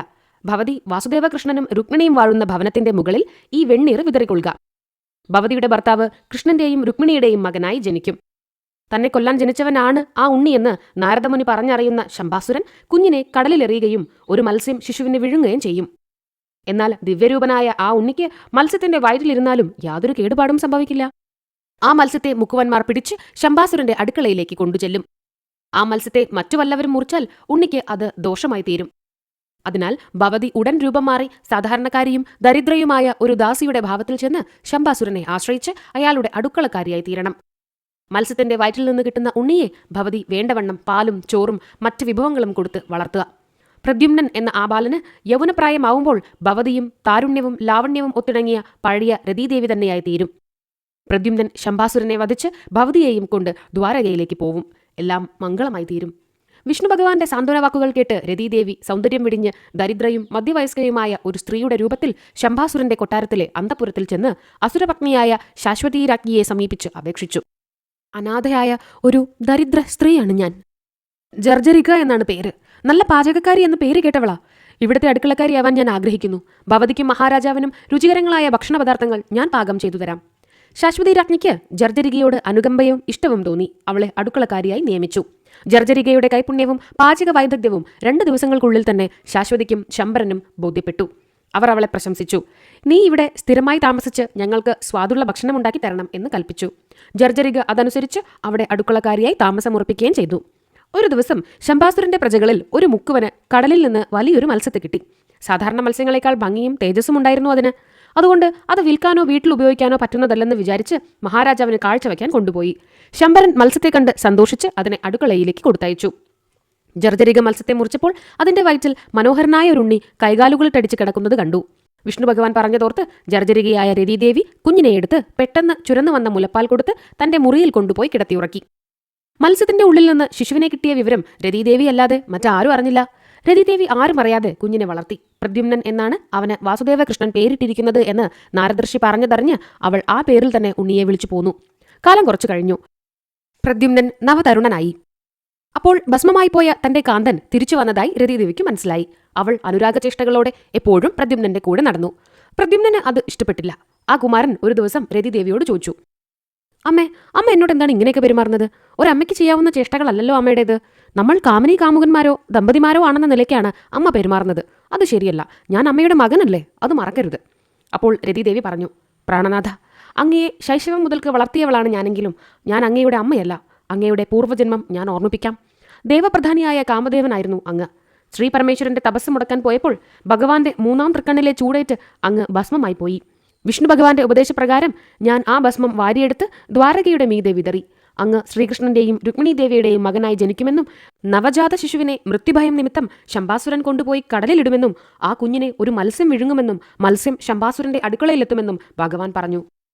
ഭഗവാന്റെ ഉപദേശമനുസരിച്ച് ഞാൻ അവിടെ രൂപഭാവങ്ങളും വേഷഭൂഷാദികളും മാറ്റി അടുക്കളക്കാരിയായി പാർത്തു. അങ്ങയെ മത്സ്യത്തിന്റെ വയറ്റിൽ നിന്ന് എടുക്കാനും വളർത്താനുമുള്ള ഭാഗ്യം എനിക്കുണ്ടായി. അങ്ങയ്ക്ക് താരുണ്യം വന്നതോടെ എനിക്കും യൗവനം കൈവന്നു. അങ്ങ് എന്റെ ഭർത്താവായ മന്മഥനാണ്. ഞാൻ അങ്ങയുടെ ധർമ്മപത്നി രതിയും. രതിദേവി പറഞ്ഞത് കേട്ടപ്പോൾ പ്രദ്യുമ്നന് പൂർവ്വജന്മകഥ ഓർമ്മ വന്നു. അദ്ദേഹം രതിദേവിയെ പ്രേമപൂർവ്വം ആശ്ലേഷിച്ച് ചുംബിച്ചു. അപ്പോൾ രതിദേവി തുടർന്ന് പറഞ്ഞു, ശംഭാസുരനെ കൊല്ലാനാണ് അങ്ങയുടെ പുനർജന്മമെന്നും വിഷ്ണുദേവൻ പറഞ്ഞിട്ടുണ്ട്. ഇത്രയും കാലം നമുക്ക് ഭക്ഷണവും വസ്ത്രങ്ങളും തന്നു പുലർത്തിയ ശംഭാസുരനെ കൊല്ലുന്നത് കൃതജ്ഞതയാണെങ്കിലും അങ്ങയുടെ ജന്മോദ്ദേശം സാധിക്കാതെ വയ്യല്ലോ. അങ്ങ് ഉടൻ തന്നെ അവനെ കൊല്ലണം. അതിനുശേഷം നമുക്ക് ദ്വാരകാപുരിയിലേക്ക് പോവാം. അങ്ങയെ കാണാതെ വ്യസനിച്ചിരിക്കുന്ന അച്ഛനമ്മമാരെ ആനന്ദിപ്പിക്കാം. പ്രദ്യുമ്നൻ ഉടനെ തന്നെ കയ്യിലൊരു വാളുമായി ശംഭാസുരന്റെ രാജ്യസഭയിലേക്ക് കടന്നു ചെന്നു. അതിസുഭകനായ ആ തരുണനെ കണ്ട് ശംഭാസുരൻ വിസ്മയിച്ചു. അവൻ കാണാതെയും അറിയാതെയുമാണ് പ്രദ്യുമ്നൻ വളർന്നത്. അതുകൊണ്ട് ഇങ്ങനെയൊരാൾ തന്റെ കൊട്ടാരത്തിലുണ്ടെന്ന് അവൻ അറിഞ്ഞിരുന്നതേയില്ല. അതായിരുന്നു അവന്റെ അത്ഭുതം. എന്നാൽ പൂർവ്വപരിചയമില്ലാത്തവനും വീരനെന്ന് തോന്നിക്കുന്നവനുമായ ഒരു ചെറുപ്പക്കാരൻ വാളും കൊണ്ട് തന്നെ വെട്ടിക്കൊല്ലാൻ വന്നതു കണ്ട് അവൻ ഭയപ്പെടുകയും ചെയ്തു. സഭയിലുള്ളവർ സ്തബ്ധരായി അവിടെ നിൽക്കുന്നതിനിടയിൽ പ്രദ്യുമ്നൻ ചാടിച്ചെന്ന് ശംഭാസുരനെ വെട്ടിക്കൊന്നു. അവന്റെ കൂട്ടുകാരും പടയാളികളും പ്രദ്യുമ്നനെ എതിരിടാൻ വന്നു. അവരെയെല്ലാം കൊന്നും പേടിപ്പിച്ചോടിപ്പിച്ചും പോരിൽ ജയിച്ച് പ്രദ്യുമ്നൻ രതിദേവിയെയും കൂട്ടി ആകാശമാർഗേണ ദ്വാരകയിലേക്ക് പോയി. ദ്വാരകയിലെ രാജധാനിയിൽ കടന്നു ചെന്ന പ്രദ്യുമ്നനെ കണ്ട് ആളുകൾ കൃഷ്ണനല്ലേ ഇത്, ആരും അറിയാതെ എങ്ങോട്ടോ പോയി ഒരു സുന്ദരിയെയും കൂട്ടി വന്നിരിക്കുന്നു എന്നും മറ്റും രഹസ്യമായി പറഞ്ഞു തുടങ്ങി. രോഹിണിയും ദേവകിയും രേവതിയും അടക്കമുള്ള അന്തഃപുര സ്ത്രീജനങ്ങൾ ഈ വന്നിരിക്കുന്നത് കൃഷ്ണനാണോ അതോ കൃഷ്ണന്റെ രൂപമെടുത്തു വന്ന വല്ല അസുരനുമാണോ എന്ന് സംശയിച്ച് പകച്ചു നിന്നു. ആ സമയത്ത് കൃഷ്ണനും രുക്മിണിയും അങ്ങോട്ട് വന്നു. മകനെ കണ്ടപ്പോൾ രുക്മിണിയുടെ മുലകൾ ചുരന്ന് പാലൊഴുകി തുടങ്ങി. തനിക്ക് പ്രസവശയ്യയിൽ വെച്ച് നഷ്ടപ്പെട്ടു പോയ ഉണ്ണിയാണ് വന്നിട്ടുള്ളതെന്ന് രുക്മിണി ഊഹിച്ചു. കൃഷ്ണന് എല്ലാം അറിയാവുന്നതിനാൽ ആരാണെന്ന സംശയമുണ്ടായില്ല. ഭഗവാൻ തന്റെ ശരിപ്പകർപ്പായ മകനെ ആശ്ലേഷിച്ച് നെറുകയിൽ ചുംബിച്ചു. രുക്മിണിയും നിറഞ്ഞ മനസ്സോടെ മകനെ ആലിംഗനം ചെയ്ത് ചുംബിച്ചു. അതു കണ്ടപ്പോൾ പ്രദ്യുമ്നനെ എല്ലാവർക്കും മനസ്സിലായി. അവരൊക്കെ കൂടി സന്തോഷത്തോടെ പ്രദ്യുമ്നനെയും രതിദേവിയെയും കുടുംബങ്ങളായി സ്വീകരിച്ചു. എല്ലാവരും ആനന്ദസാഗരത്തിൽ മുഴുകി. പ്രദ്യുമ്നനെ കേട്ടെറിഞ്ഞ് രുക്മിയും പത്നി ബാസുരാംഗിയും കൂടി ഒരു ദിവസം ദ്വാരകയിൽ വന്നു. രുക്മിണി ഹരണത്തിന് ശേഷം രുക്മി പിണങ്ങി കഴിയായിരുന്നു. അനുജത്തിക്ക് ഉണ്ണി ഉണ്ടായതും പ്രസവിച്ച ഉടൻ തന്നെ ഉണ്ണിയെ കാണാത്തതും അയാൾ കേൾപ്പിച്ചറിഞ്ഞിരുന്നു. എന്നാൽ അയാൾ അപ്പോഴൊന്നും ദ്വാരകയിലേക്ക് അനുശോചനവുമായി ചെന്നില്ല. എന്നാൽ രുക്മിണിയുടെ നഷ്ടപ്പെട്ടു പോയ മകൻ നവതരുണനായി തിരികെ വന്നിരിക്കുന്നുവെന്ന് കേട്ടപ്പോൾ തന്റെ മകളും സുന്ദരിയുമായ രുക്മവതിക്ക് അനുരൂപനായ വരനെ അന്വേഷിച്ചുകൊണ്ടിരുന്ന രുക്മിക്ക് ഭാഗിനേയനെ ജാമാതാവായി കിട്ടണമെന്ന് ആഗ്രഹം തോന്നി. അക്കാര്യം രുക്മിണിയോടും വാസുദേവകൃഷ്ണനോടും സംസാരിച്ചു നോക്കാമെന്ന് കരുതിയിട്ടാണ് രുക്മി അച്ഛനമ്മമാരുടെ സന്തോഷപൂർവ്വമായ ആശീർവാദത്തോടെ പത്നിയോടൊപ്പം ദ്വാരകയിലേക്ക് പുറപ്പെട്ടു വന്നത്. രുക്മിയുടെ അപ്രതീക്ഷിതമായ വരവിൽ എല്ലാവരും വിസ്മയിച്ചു. രുക്മി വീണ്ടും കൃഷ്ണനെ ദ്രോഹിക്കാൻ വന്നതായിരിക്കുമോ എന്ന് രാമന് സംശയമുണ്ടാവുകയും ചെയ്തു. പക്ഷെ കൃഷ്ണന് യാതൊരു ഭാവഭേദവും ഉണ്ടായില്ല. രുക്മിയുടെ മുഖപ്രസന്നത കണ്ട് അയാൾ എന്തോ ആവശ്യത്തിനു വേണ്ടി വന്നിരിക്കുകയാണെന്ന് ഭവിഷ്യജ്ഞാനമുള്ള വാസുദേവന് മനസ്സിലായി. രുക്മിയെയും പത്നിയെയും സ്വീകരിച്ചിരുത്തി കൃഷ്ണൻ ആഗമനോദ്ദേശം അന്വേഷിച്ചു. രുക്മി വളച്ചുകെട്ടില്ലാതെ സ്വന്തം ആവശ്യം ബോധിപ്പിച്ചു. എന്റെ മകൾ രുക്മവതി സുന്ദരിയും സുശീലയുമാണ്. കണ്ടാലും സ്വഭാവത്തിലും അവൾക്ക് രുക്മിണിയുടെ അതേ ഛായയാണ്. അവളെ അനുരൂപനായ ഒരു വരന് കൊടുക്കാൻ ഞാൻ കുറേ നാളായി അന്വേഷിച്ചുകൊണ്ടിരിക്കുകയാണ്. അതിനിടയിലാണ് രുക്മിണിയുടെ മകൻ പ്രദ്യുമ്നനെക്കുറിച്ച് കേട്ടത്. മദന മനോഹരനായ പ്രദ്യുമ്നൻ എന്റെ മകൾക്ക് യോജിച്ച വരനായിരിക്കുമെന്ന് എനിക്ക് തോന്നുന്നു. അതിൽ നിങ്ങൾക്കൊന്നും വിരോധമുണ്ടാവുകയില്ലെന്ന് ഞാൻ വിശ്വസിക്കട്ടെയോ? രാമൻ പുരികങ്ങൾ ചുളിച്ചു. അവിടെ കൂടിയ ഉഗ്രസേനൻ, ദേവകൻ, വസുദേവൻ, ഉദ്ധവൻ മുതലായവരും ഒട്ടും അനുകൂലഭാവം പ്രകടിപ്പിച്ചില്ല. എന്നാൽ കൃഷ്ണൻ അവരെയൊന്നും കണക്കിലെടുക്കാതെ രുക്മിയുടെ കൈകൾ പിടിച്ച് കണ്ണുകളിൽ വെച്ച് പറഞ്ഞു, സഹോദര, എനിക്കിക്കാര്യത്തിൽ സന്തോഷമേയുള്ളൂ. ജ്യേഷ്ഠന്റെ മകൾ മകന്റെ ഭാര്യയായി വരുന്നതിൽ രുക്മിണിക്കും ആഹ്ലാദമുണ്ടാവും. രണ്ടു കുടുംബങ്ങളും തമ്മിലുള്ള ദീർഘകാലത്തെ പിണക്കവും ഈ വിവാഹബന്ധത്തോടെ തീരും. കൃഷ്ണന്റെ വാക്കുകൾ കേട്ടപ്പോൾ രുക്മിക്ക് ആശ്വാസമായി. ജ്യേഷ്ഠനെ കണ്ടിട്ടും ധൈര്യം വരാതെ ദൂരെ നിന്നിരുന്ന രുക്മിണി വന്ന് നമസ്കരിച്ചു. രുക്മി അനുജത്തിയെ മാറോടണച്ച് നെറുകിൽ ചുംബിച്ചു. അതോടെ രാമന്റെയും വസുദേവന്റെയും മറ്റും പ്രതികൂല ഭാവങ്ങളും അസ്തമിച്ചു. പിന്നെ വിവാഹത്തീയതി നിശ്ചയിച്ചു. ആഘോഷത്തോടെ യാദവന്മാർ കുണ്ടിനപുരിയിലേക്ക് പോയി. വിവാഹ മഹോത്സവത്തിനു ശേഷം ഒരാഴ്ച കഴിഞ്ഞ് രുക്മവതിയോടൊപ്പം എല്ലാവരും ദ്വാരകയിലേക്ക് മടങ്ങി. താൻ രണ്ടാമത്തെ പത്നിയാണെന്ന് ദ്വാരകയിലെത്തിയപ്പോഴേ രുക്മവതി അറിഞ്ഞുള്ളൂ. എന്നാൽ രതീദേവിയുടെ സ്നേഹപൂർവ്വമായ പെരുമാറ്റത്തിൽ അവളുടെ ഭയാശങ്കകളെല്ലാം ഒലിച്ചുപോയി. അവരെല്ലാം സുഖമായി ജീവിച്ചു. താമസിയാതെ രുക്മവതിക്ക് ഒരു ഉണ്ണി ജനിച്ചു. ഉണ്ണിക്ക് വാസുദേവകൃഷ്ണൻ തന്നെ അനിരുദ്ധൻ എന്ന് പേരിട്ട് വിളിച്ചു.